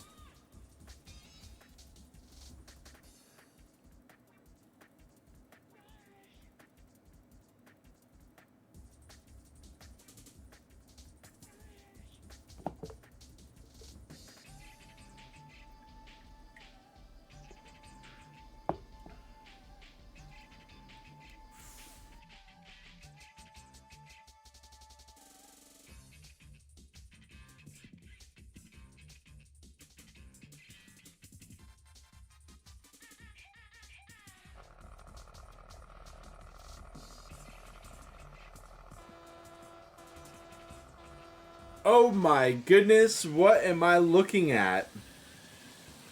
I don't even get to know what car they're driving?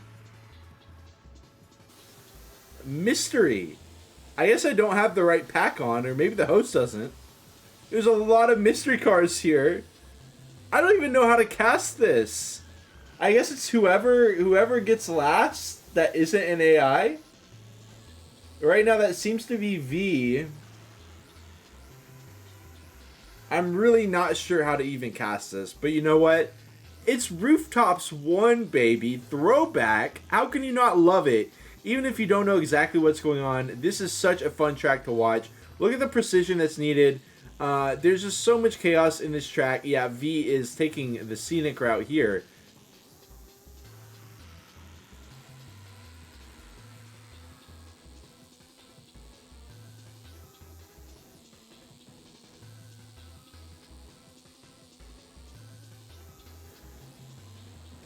Thank you, thank you. Should be IO Simis. Okay.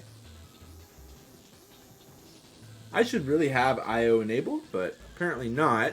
We do have Laggy Rock out in the lead. Once again, dueling with Kilabaris, just like it was on Sakura with the Toyekas. Laggy Rock getting caught up, though, on kind of a cut scenario. Yeah, you can see this side cut. This is risky. This is completely unnecessary. But Laggy Rock just likes to show off.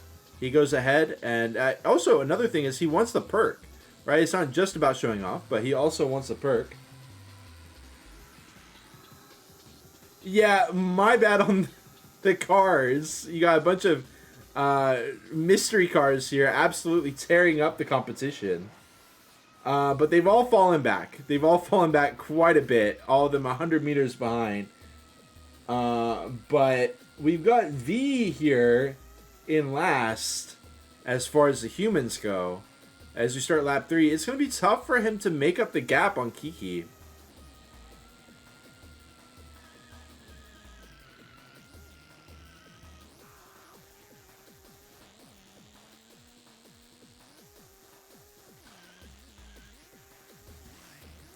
I can't really blame the AI cars for screwing this one up. This is a tough track to be an AI on, for sure. You got this weird, like, jump. Definitely a tough track to be an AI on.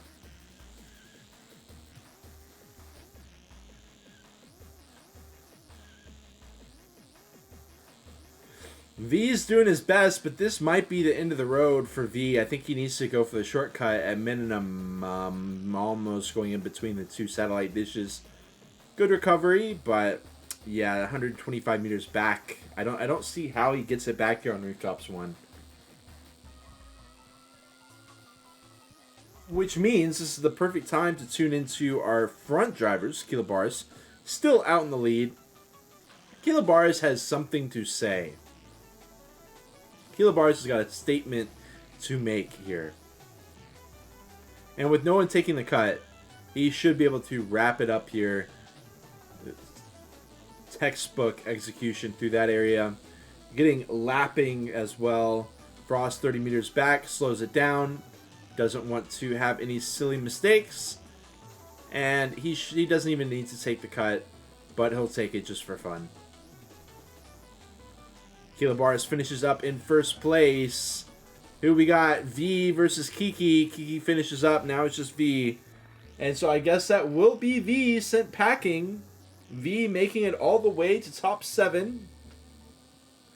And Gigi says, or V says desync of game as well. Unfortunate for him.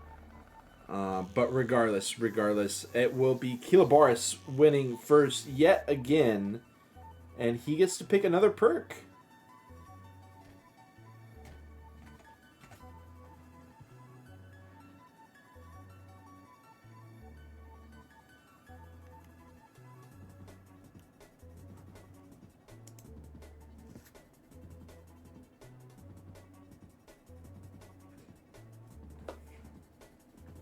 All right, so Kilobaris has got a couple options available to him. Fairground 2, he gets to pick a player who chooses the next track, or Hama, or AI, the AI Smurf, or going to Aquarium 1, or... Oh, he says, no, it isn't. We playing Mansion, reverse mirrored. No. My win, your track, 7th... No. You choose someone else who chooses the track for the next race. What? My win, your track. Pick the player who's going to choose a track for the next race. Okay. I thought he had to pick someone who then picked the track. But regardless, it looks like Kilo was able to just pick the track. He can pick himself! That's crazy. He can pick himself. Okay. All right. He can pick himself.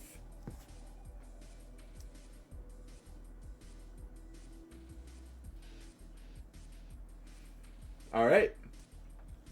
Mansion reverse mirrored. Laggy Rock says, well, I don't know this track. I don't really know it either.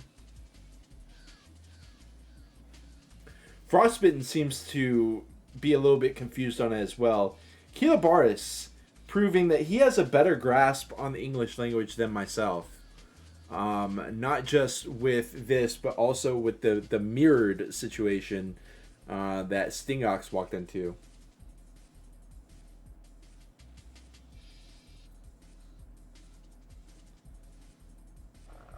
Okay, but I know Sting felt sad that he wasn't going to get the reverse mirrored, but here comes the reverse mirrored all the same on Mansion. Thank you, Rod. Yeah, Laggy Rock does not know the track. He could, I believe, any track in the IO main pack could be chosen. The flips on the zippers. Oh my god, look at the zippers all flipping. Lampert. A lot of players don't seem to have a strong grasp on the track. Kilobaris certainly does. He's trying to get another perk picked for himself. We're in the top 6 here. Kilobaris has definitely practiced this track. He's practiced in general. And the practice is paying off so much. I love the strategy by Kilobaris. Missing the jump is Lampert. That'll buy some time for Laggy Rock. But will Laggy Rock also fail it? Yeah, because Laggy Rock doesn't get to see the other drivers in front of him anymore. So he's just going at it blind. He needs to take mental notes here. Get this first lap out of the way.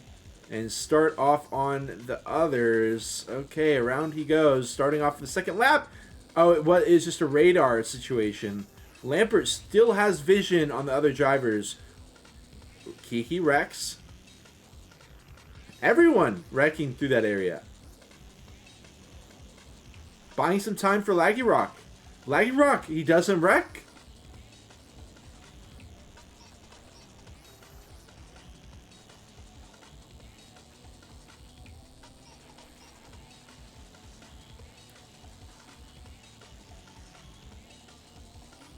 Okay. Frost and Lampert wrecking. Laggy Rock, he gets it. He's up and over. He buys himself so much time with that.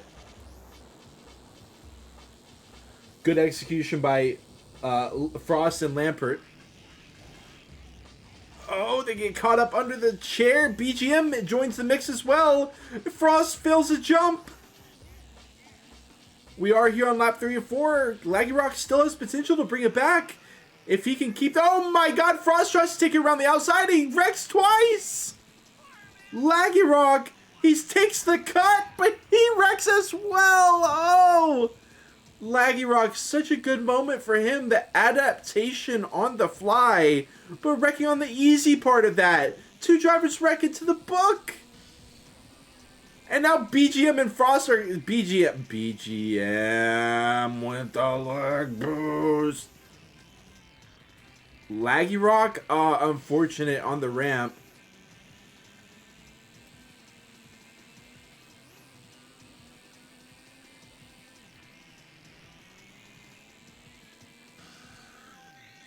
Lampert wrecks. Lampert's going all the way down. He has to repo. Laggy Rock is back in this. He takes it way too hard, but he gets bailed out entirely. He's only 20 meters behind Lampert as they start the final lap. Wait. Okay, Keela's already done. Laggy Rock not wrecking too majorly through that carpet. It's tough on the zipper. Lampert not going to have the same issues on the Addion. And BGM is there in the mix as well. Look at Lampert full speed ahead. But Laggy Rock is right behind him. This could be anybody. BGM could get knocked out here as well. Lampert cuts through the inside. Laggy Rock takes it around the outside. Hopes someone else wrecks out. And no! He's not going to be able to do it. Laggy Rock is eliminated. GG's to Laggy Rock. Keeping himself in there for so long. BGM, Frostbitten, just... BGM and Lampert, just... toes crossing the finish line. Their toes crossing before Laggy Rock can get across. Unfortunate. But GG's to Laggy Rock. Well fought. And we do have Kilobaris able to choose the next perk here.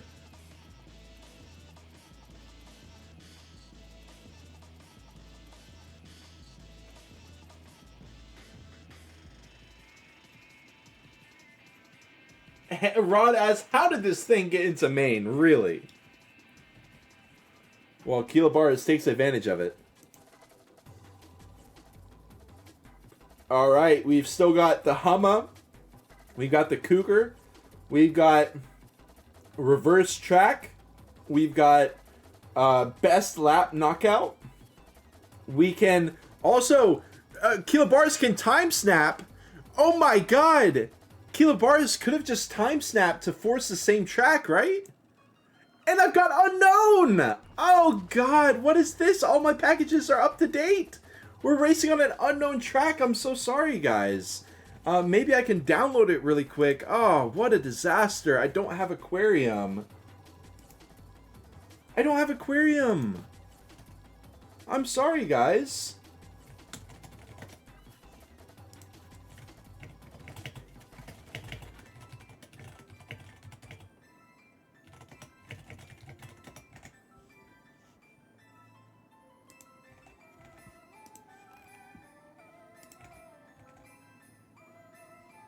I'm sorry, guys.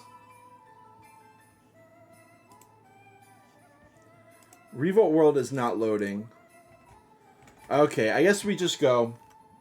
My bad, guys. My bad. Aquarium 1 was a separate download. I didn't see it. I'm going to be real. I just did not see that part. And Revolt World is not loading for me. RevoltWorld.net is not loading for me at all.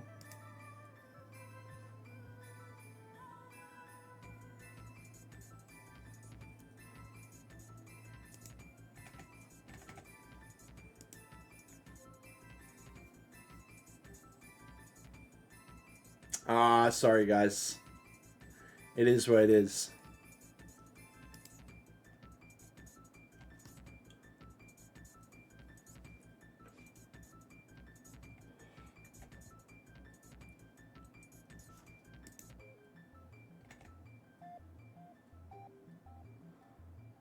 Rod, can we get some text commentary from Rod?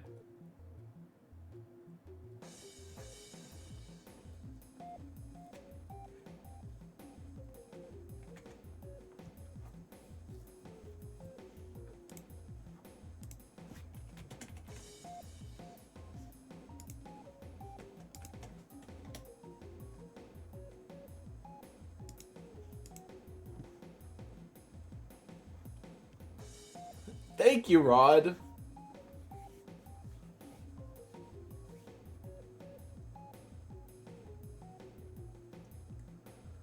So this is the top 5 here.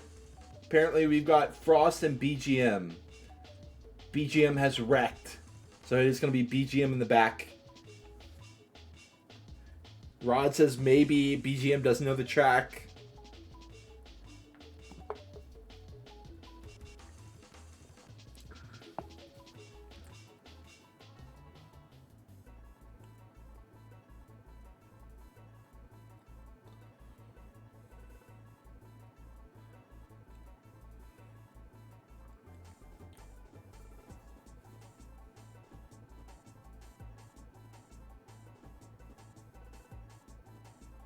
Keela still leading 30 meters over Kiki.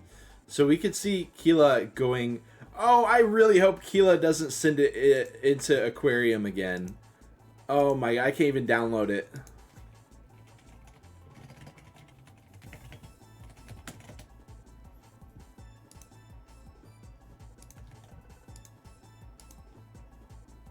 Kiki created the track. Okay.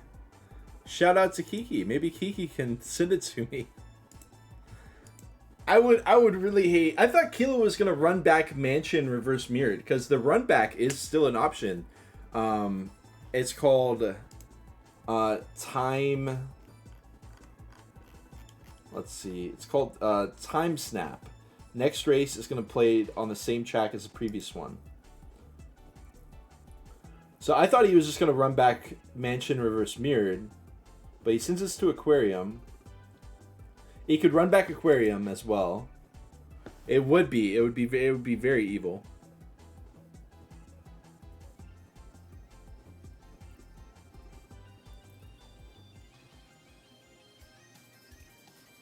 BGM 100 meters back on lap 4. Yeah, probably going to be the end of the road for BGM. Kilobar is going to get another pick at his perks. I'm praying that it's not going to be...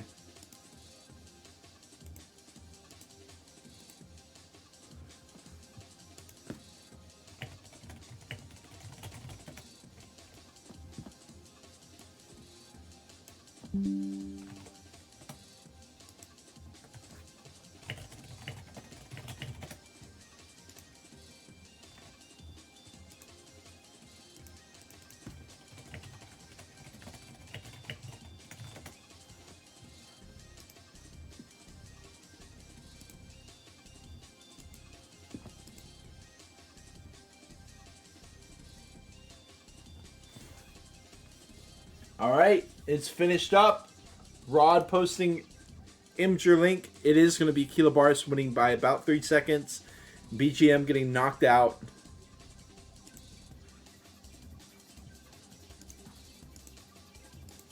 And what is Keela gonna do? Come on, do it for the stream. Don't time snap this.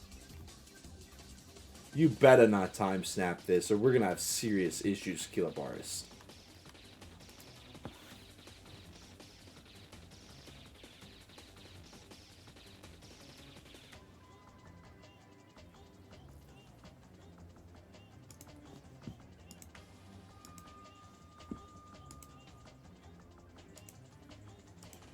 If Kilobaris does decide to time snap this, would anyone be down to hop in a Discord call with me and you could be deafened. We'll just both be deafened and share your screen with me. If it goes to that. Kilobaris, here we go. Here comes the time snap. He says no, it isn't, and he's about to time snap it. Can anyone get in here? Can anyone get in here? Rod, can you screen share with me on Discord?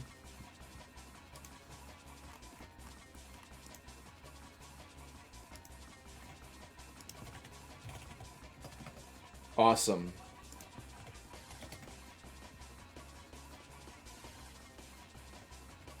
That's okay, Rod. That's okay.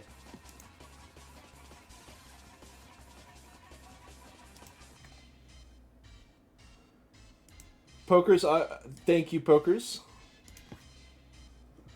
Okay, I am deafened in here.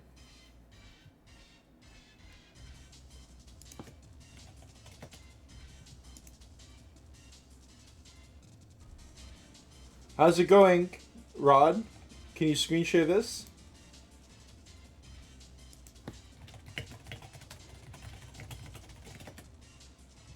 Awesome. Oh no, we're on museum. Wait, what's going on? Okay, cool. Yeah, the frames are an issue. Pokers, can you help me out?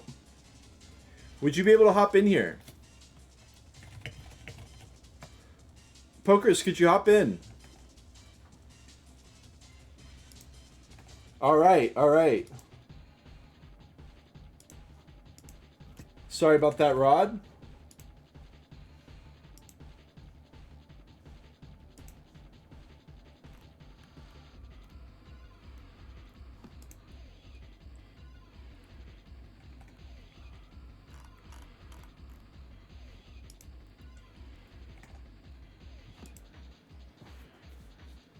Sorry, guys. We're doing our best.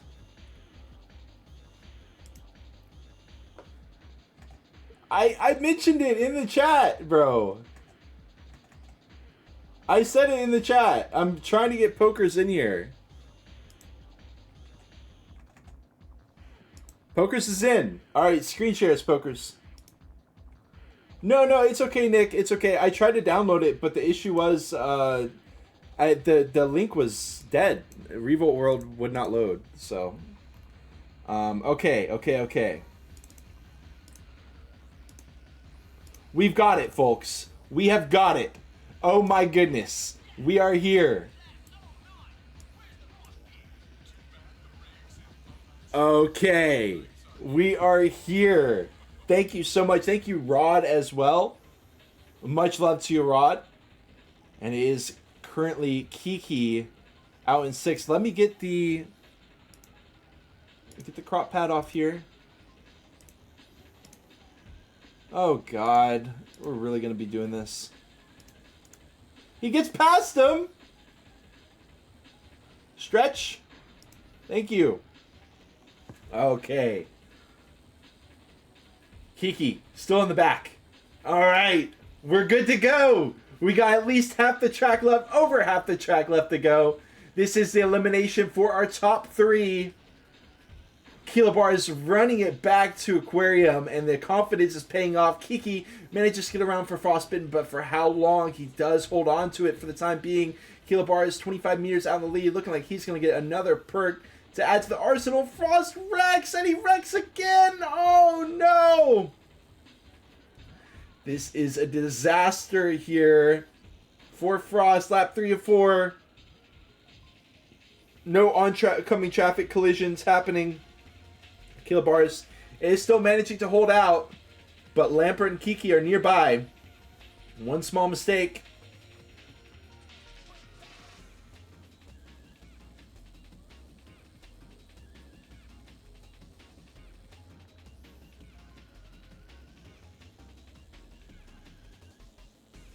Oh, the speed out. Kiki, but why are we pressing the issue so hard? He's trying to get around Lampert, but he wrecks. That could have been a lot worse for Kiki, too. They are duking it out here, lap 4 of 4, but Frost is still 30 meters back. If these guys got caught up too hard and trying to challenge, Kiki gets around. As long as they just drive it chill, Lampert on the inside, but Kiki takes it right back. No oncoming traffic issues. Frost continues 25 meters behind. A lot of channel points riding on this. 3 people backing Frost, putting 11,000 points behind him in total. And it looks like this is the end of the road for them as well as for Frost himself. Kiki, very solid 25 meter lead. Doesn't look like he's making any wrecks. He's also not going head to head with Lampert any longer. And down they go. Kilobaris gets first, Lampert second, Kiki third, and Frost eliminated with the aquarium. Thank you so much, Pokers, for hopping in there. Much love to y'all. We will bring it back to the mainstream. I don't think that aquarium can happen anymore, but if you want to stick around in that call, just in case, I don't think it can happen anymore. Frost does get eliminated there. Lampert catching fish. And let's see what they go to after this one. They've got the options of Humma, Cougar, Best Lap Knockout, Time Reverse, or Weak Smurf. Those are their last options. It's going to be down to a best of 5 after this single elimination.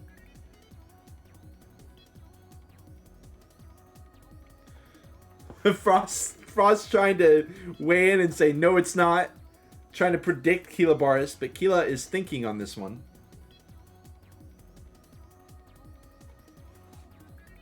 Thank you so much to both Rod and Pokers for helping me out there. Really, really appreciated. You know, I try to do what I can to be prepared for each stream, but somehow something always sneaks by. Sometimes it's bigger than others. This is a pretty big one, but with the community here to help me out, y'all can always fix my screw ups. Much love to y'all. But let's focus back in on the race, because we're down to our top 3, and this last player that's eliminated is going to be hating life, basically, because they're going to get the top 3, which is great, but they're going to miss out on this best of 5 1v1 versus, I'm assuming, Kilobaris, but I can't get too far ahead of myself because Kilobaris is not immune here, right? Kilobaris could get eliminated here as well. We're down to Kilobaris, Lampert, Kiki. Is it going to be Kilobaris versus Lampert, Kilobaris versus Kiki, or Kiki versus Lampert? We'll have to wait and see. We are going with 15 Best Lap Knockout here on Downtown 2. We are going to be going with that Best Lap Knockout on 5 laps. I told y'all, next race has changed to Best Lap Knockout on 5 laps. Nick does go ahead and change it as well.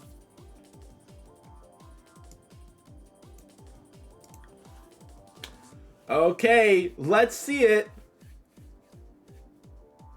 I know a lot of people's money would be on Kilobaris versus Kiki in the grand finales, but Lampert has been playing out of his mind. They all back up and get ready. Now, keep in mind, wasn't there like... well, anyways, let's get into the race itself. All the drivers are already starting off. Now, keep in mind, whoever comes in first, second, or third doesn't matter. All that matters is that you get the best lap. If you get the third worst best lap, very cool way of saying that, then you will be gone. Traffic! Almost catching out Kilobaris. He slides by. Kiki having no issue. Lampert looks like he's going to be restarting that lap most likely. Well, you know what I mean. Tossing that lap away, rather. Wow. Not the absolute best outcome there for Kilobaris, but he slams against the wall, and he doesn't wreck. He gets to keep it going. Through the doorways.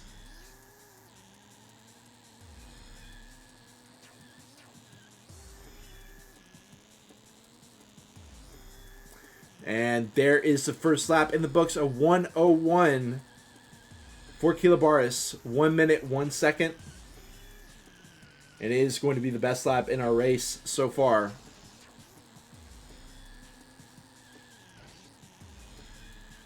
We'll watch one more lap from Kilobaris' perspective as he tears through.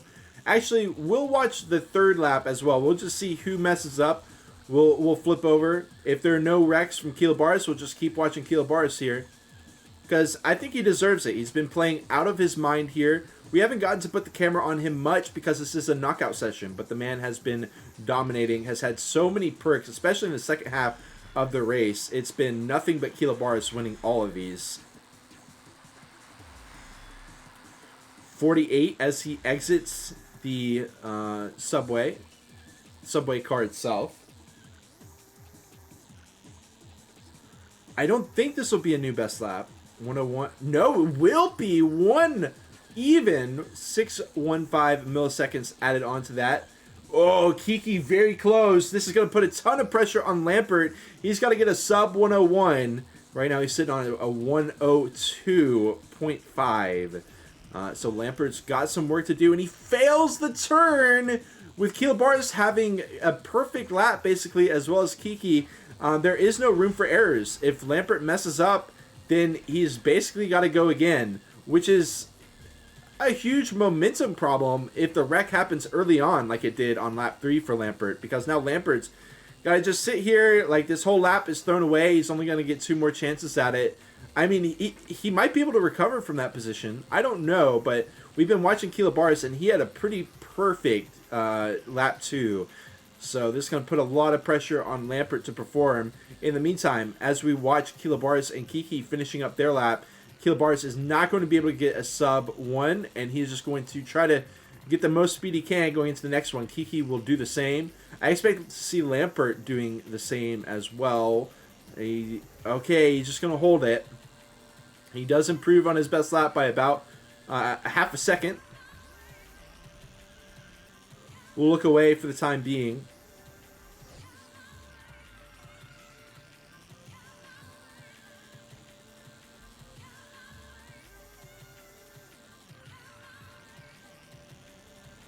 Looking good so far. These are the last 2 chances to get out of that worst best lap. And certainly got some work left to do. Oh, no! He guns it. He takes a 1v1 against the human side, or the full-size car, and he loses it. Gets trapped up on the car wheel. I don't think either of these will be new best laps for Kila or for Kiki, but that's going to be a heartbreaker for Lampert. That much is for sure, because that was looking like a pristine opportunity for him to get that sub 1 minute, or rather sub 1:01, and Lampert does slow it all the way down. I love that entry. And he gets to redo it. It's all right, Lampert. It's all right, Lampert. You can see the pressure building here as he starts his lap.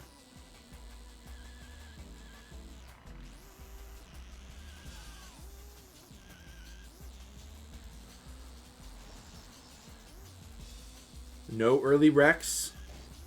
But the bounce will seal the deal. He doesn't even get the clean exit on the bounce, unfortunately for him. Kind of takes a long way to recover from that bounce. And that should honestly seal the deal. That one mistake alone should basically seal the deal. Kiki and Kilobaris with absolute perfect performances here in the best lap session. And, I mean, look, it's Kiki and Kilobaris. These guys love best laps. They absolutely love it.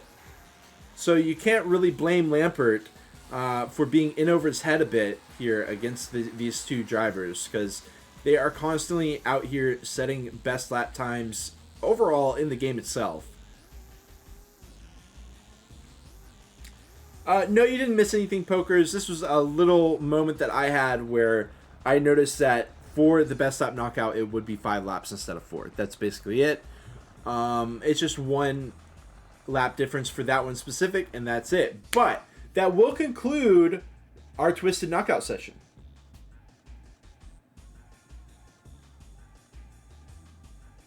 I was kind of waiting for like what would be an ideal time to pause before I went to the next part, and that moment just didn't really come along.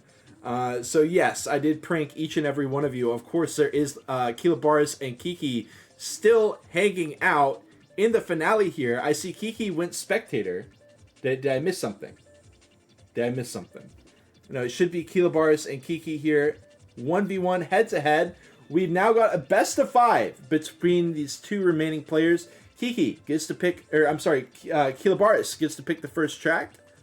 The track pool is Jailhouse Rock, Kaddish Sprint, Museum 2, Castle 2, Downtown 2.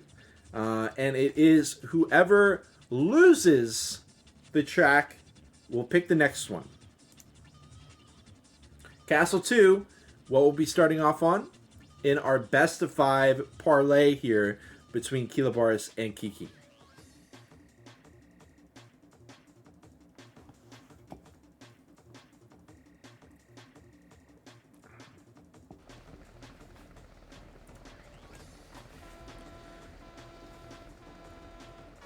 Kilabaris has been on absolute terror throughout this entire session and also the start of the year 2025 in general. I think a lot of people will expect Kilabaris to be the winner of this best of 5. But Kiki, such a legend in the Revolt community, makes tracks, goes crazy on track times, does insane artwork and graphics for the community as well. Two very involved members of the community who extremely deserve this head-to-head. But the question is, who will be the most deserving of the gold here today? Will it be Kilabaris locking in a 3rd gold out of 3 sessions? Or will it be Kiki finally being the hero that SOTY needs to start to challenge the reign of Kilabaris? We'll have to see. For the meantime, it is looking like after 1 lap, Kilabaris is up by a meager amount, less than 10 meters.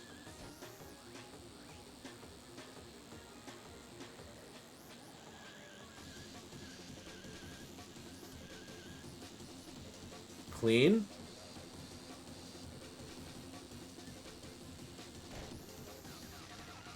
Wreck from Kiki, and that could spell the end just like that. One situation like that, especially as unforgiving a mistake as it was for Kiki.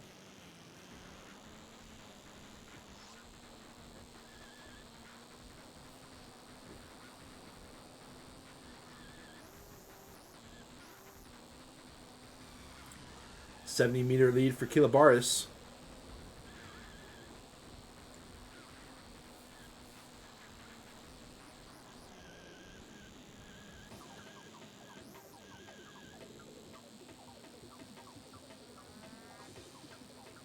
Honk, where did the sound go? I would suggest you pressing unmute on your stream. There we go.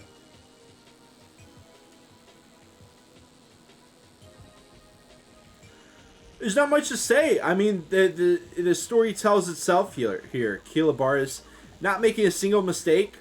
Absolute insane amounts of speed here as he starts off lap 4. 90-meter lead on Kiki. One mistake from Kiki brought him about 75 meters away, and the rest is history.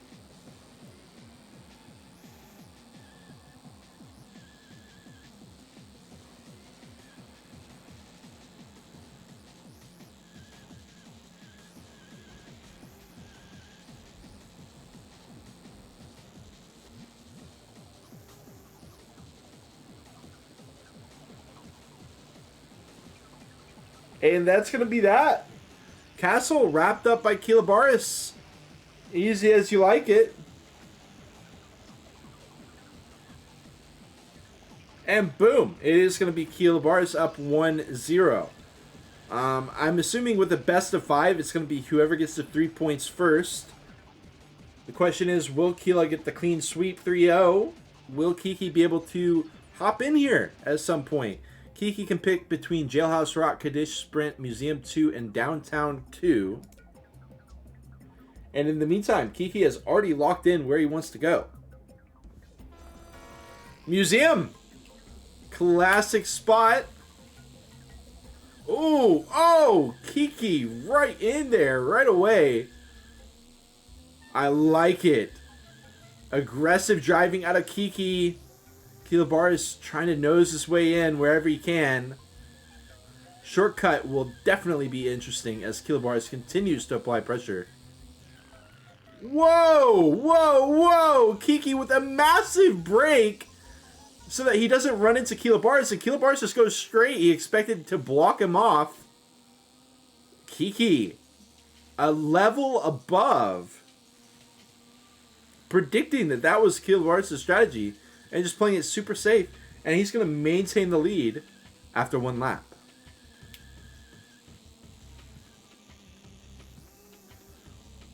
And it just feels like this shortcut, with how well these drivers are racing, the shortcut is going to be the crux of this track. Kiki sets up early for it, does nail it out. Kilobar gets better speed through it, but Kiki sets up defensively. Good to go. Look at Kilobar. Look at him go. You can see him just inching forward. Look at it. He just inches forward. Look at him. Look. Look at him go. It's like every turn he's just like closer and closer to Kiki. Look.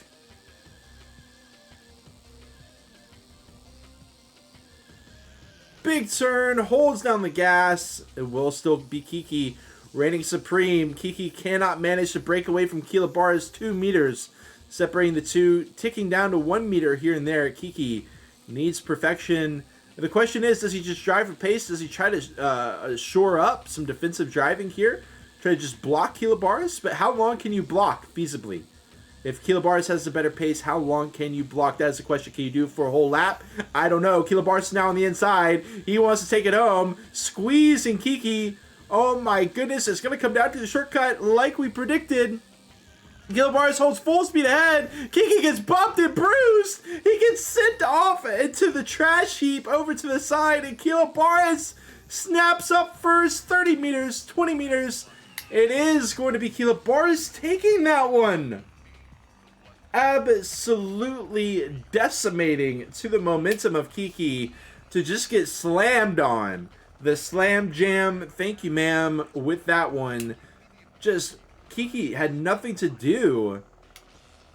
And Kilobar passes and goes straight into Jailhouse. Track 3, Jailhouse Rock. It's a track that has kind of been out of the competitive rotation for a bit, in my opinion, here Jailhouse Rock. But it is a cornerstone of the competitive scene. I expect these players to stay very much up to date on Jailhouse. Well, oh wow, look at the head-to-head there. Kiki, again, continuing the aggressive driving. Pays off this time. Big turn. The question is, I expect these players obviously to be very familiar with Jailhouse Rock, but how up to date are they? How refreshed are they feeling on Jailhouse Rock? Are they going to be able to take every turn perfectly? Kilobar maybe bumping a little bit, seem to go off the ideal line just a little bit. Big turns. Kiki, 10-meter advantage. Oh, Kilobar swerves out a little bit. One of the only mistakes that I've seen Kilobar make in our time of spectating him in this 1v1. And with that, Kiki will make the best of that moment. Through the straightaway, finishing off lap 1 with a nice 15 to 17 meter lead over Kilobar. And this could be Kiki's return to form. Kiki, if he hopes to get first place in this race, is going to take a reverse sweep onto Kilobar, because Kiki is down 0-2 right now. He's going to have to get the full reverse sweep into a 3-2. He can't drop a track. This is certainly the way to start this off. It's just the beginning for Kiki. So close, but so far to the end for Kilobar. They do take slightly different routes, and look at that! Kiki gets caught up there! Really unfortunate spot to get caught up at. Kiki continuing to nose his way around. Man, tapping the fender of Kilobar as well. 10 meters back. Man, disaster here for Kiki. He's still got plenty of time, half the race, but Kilobar has been indomitable, and he currently has a 15-meter advantage. I don't know how that wreck happened for Kiki. I feel like The typical place that you would see the wreck is actually around the chairs. Kilobaris taps the corner, and he gets the 180. He has to flip himself back out. Kiki, 15-meter advantage now, about a 30-meter shift from that one minor mistake from Kilobaris. Kiki takes it on the inside pretty heavily, goes on the outside there, same trajectory as Kilobaris has been taking, and Kilobaris falls back a bit.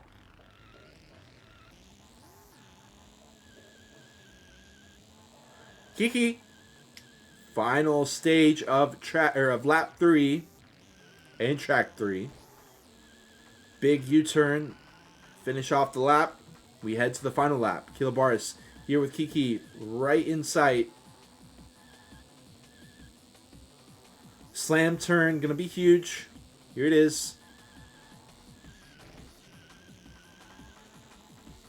Drop down is fine.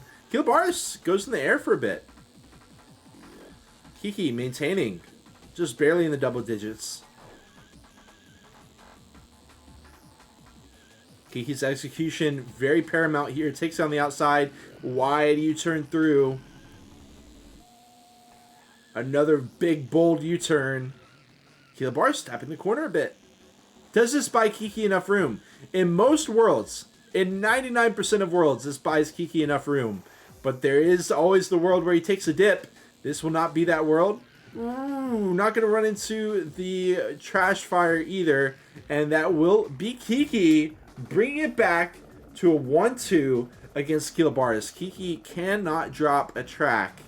And Kilobaris now gets to pick which track he wants out of the remaining 2. Which those tracks are Kaddish Sprint as well as Downtown 2. Kilobaris is going to send it to Downtown 2. He doesn't want to deal with Kaddish Sprint at all. Kaddish Sprint is definitely a wild card here. I don't know how many people are really driving Kaddish Sprint that much at all.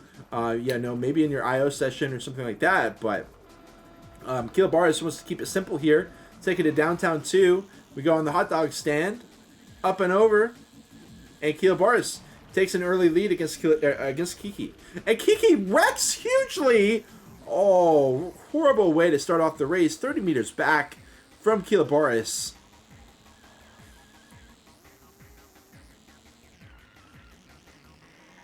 Traffic. Not going to pose an issue for Kilo this time around.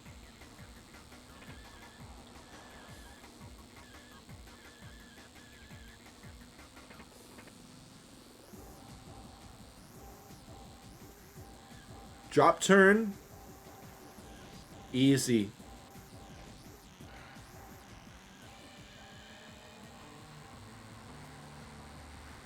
This is such an insanely good lap for Kilobaris. Would be for Kiki too if it weren't for that minor error at the start. Lap 1 finishes up. Neck and neck for the most part. Kiki still has Kilobaris in his view. But 40 meters is a hell of a lot to gain back if Kilobaris just doesn't make another mistake. Could this be Kilobaris' 3rd win in a row out of the total of 3 sessions in the start of the year 2025 tournament to bring himself up to 60 points overall? Or will this be Kiki finally getting a word in edgewise on the dominance of Kilobaris so far at SOTY? It's certainly looking one way rather than the other, but I've got to say, Kiki has brought it closer to Kilobaris. As I say it, what an unfortunate wreck from Kiki, going balls to the wall. Literally. It doesn't work out. 60 meters behind. Are we looking at the end of this session right now without going to Kaddish Sprint? It's certainly looking that way, but I know y'all want Kaddish Sprint. I know I want Kaddish Sprint. You got to give Kiki your energy right now, because he has got to lock it up against Kilobaris, and he's only got 2 laps left to do it with. Kiki seemed to have the pace advantage over Kilobaris. But right when he got that pace, he threw it all away with the drop-down turn.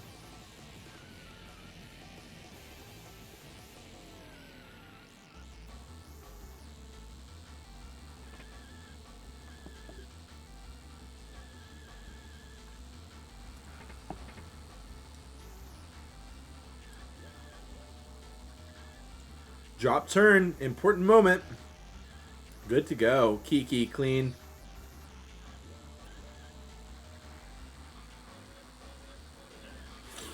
Kiki continues to drop the distance. He does. He continues to drop the distance, but is it too little too late as Kilabaris starts out lap 4 here momentarily?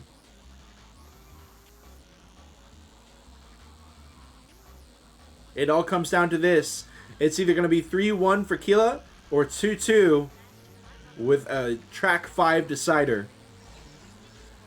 Kiki, again, I know I just said it, but he's done such a good job of cutting down the gap. He's down to 30 meters away. He can still make this happen. Kilabaris, I mean, the man drives with such confidence, though. Even the traffic not throwing him off, even for a moment, he immediately lines up exactly the path that he wants to take, and he goes straight through it.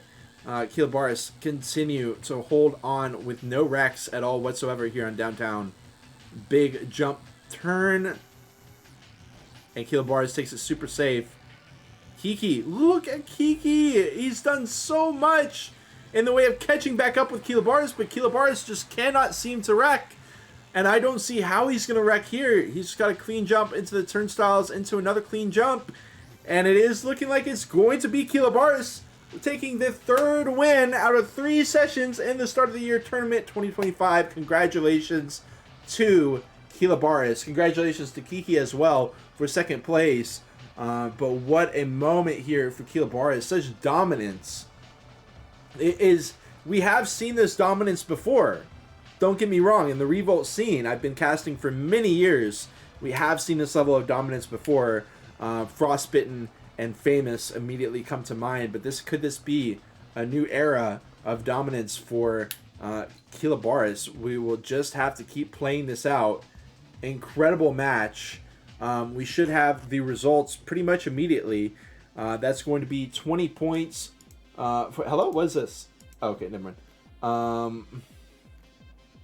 Let's see. Should be this. So we are going to have Kilabaris now with 60 points. Kiki will get 17 for that session. His second place. Congratulations to Kiki. And I forget who got 3rd. Was that Frost? No, that was Lampert there with 3rd place. That should catapult Lampert, maybe not into 3rd, but it should get him pretty close.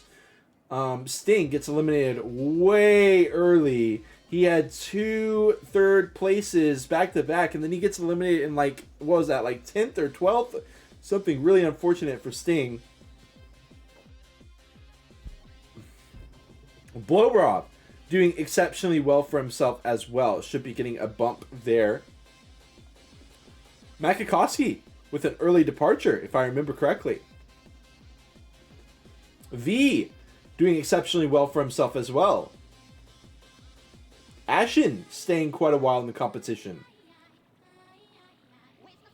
Alright, so that should conclude our session for today. Not much else to talk about there. Next week, thank you, Top, is going to be best 10 lap, all stocks. Sankila will be at the top for that too, right behind me. Alright, so stock tracks, best 10 laps. That basically means you do 14 races on stock tracks. Each track will be 10 laps. It is part of a Revolt tradition to have that B10L. This time will be with picks off. Later in our sessions, we will have another stock tracks B10L with picks on. But that is going to be a few weeks later.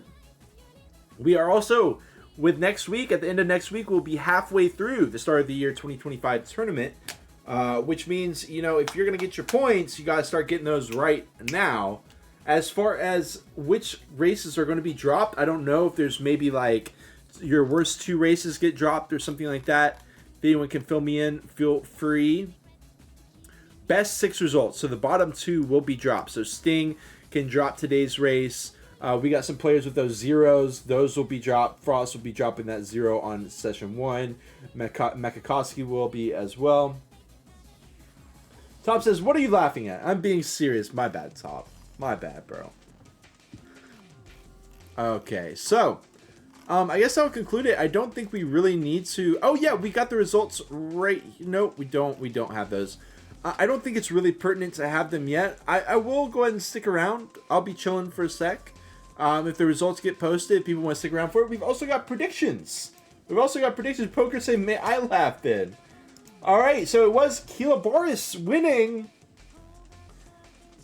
We had 2 people putting their channel points on Stingox / Keela Boris. Congratulations to them. You will be taking those points to the bank.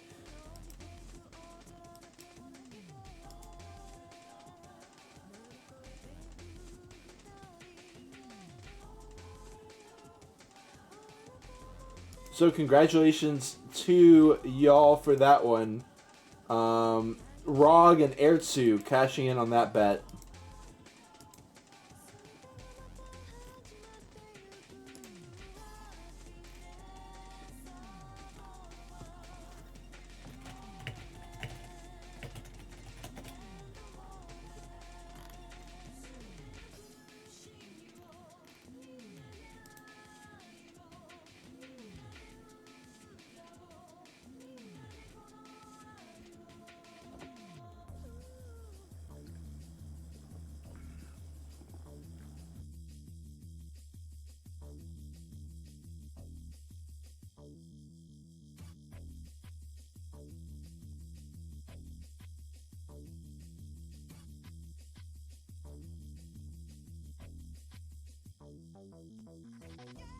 Welcome in, Keela Boris. Congratulations.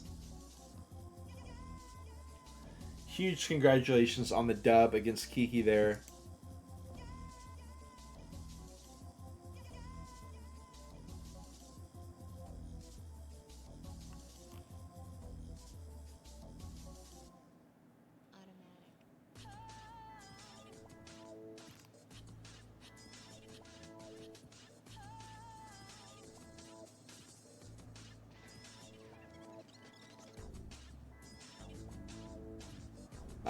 Breathing statue, I feel you.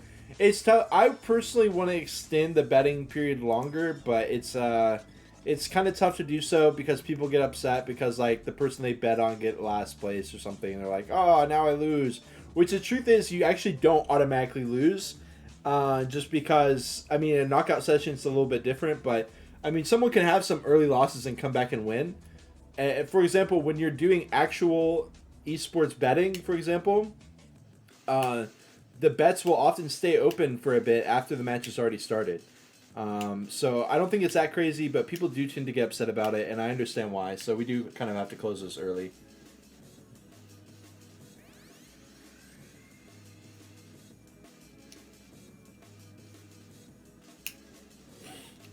Well, after Keela Boris' 3rd win out of 3 sessions in SOTY, I expect to see more channel points being put on him. Than have been. He didn't even get the majority in that race. And it wasn't just Keela, it was Keela or Sting winning the race. That was crazy.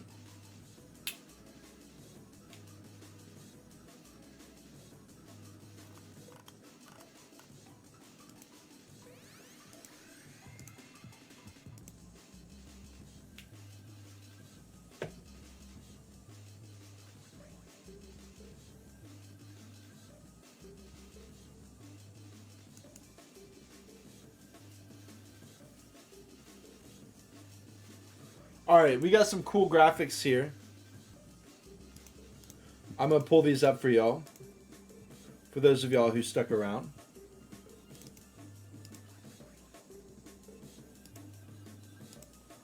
We'll start off with the... let's see. Can we do this any better? Okay. We'll rock it like this. So this is a pretty cool graphic. This shows when exactly the players were eliminated, how many perks they got, etc., etc. As you can see, Keela Boris got perk after perk after perk, especially there at the tail end.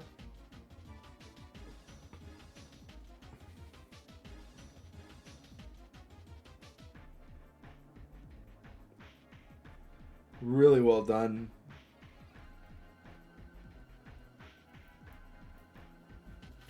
And then we got the finale listed, the best of 5 finale. You see Kiki got that one. but Kilobaris was able to get to all 3. Love the graphic design there. Really cool illustration of that. Shout out to Nick. So it was Kilobaris, Kiki, Lampert, Frost, and B for our top 5.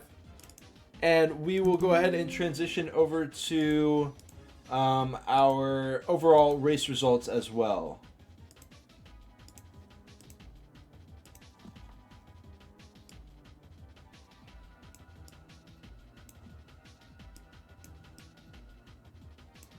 As you can see, it is still going to be Kilobaris with 60 points overall. By the way, he is completely breaking away from the competition.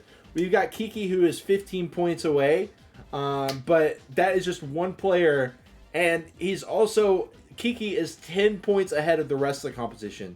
So very clear breakaways for our first and second contestants. Kilobaris is threatening to get first place overall already, with an absolute insane tearaway. But we've also got a very close battle for the podium in general, specifically third place. We've got Sting and Lampert tied with 35 for third. Laggy Rock is 4 points behind him. Frost is 1 point behind him. And Frost has that goose egg on race 1, which can be dropped. Your bottom 2 races will be dropped. You're just going to be keeping your top 6. We've got Blobarov in 7th place. Shout out to Blobarov. Passing up B, getting 9 points for the session. Well done, well done. Makakowski struggling to get in. Nick as well. Unfortunate early departure. But that is going to go ahead and conclude it. Kilobaris, somebody has got to keep him in check. As for the rest of the field, third place is anyone's game. We've got a really close battle in the 20s as well. We've got Blobarov and B with 23 points. Nick and V with 22 points. Makakowski with 21 points. Ashton with 18 points. Even Pokers and Airtsu with 14 and 13. That is a crazy competition for midfield as well. So although first and second is starting to look lock and key, there are definitely some key positions up for the taking. Much love to Nick. GG's, it was a pleasure. My bad on Aquarium 1. Something dumb always happens. That's completely my fault. But we still got it handled. We still got to cover some of the Aquarium 1, which was sick.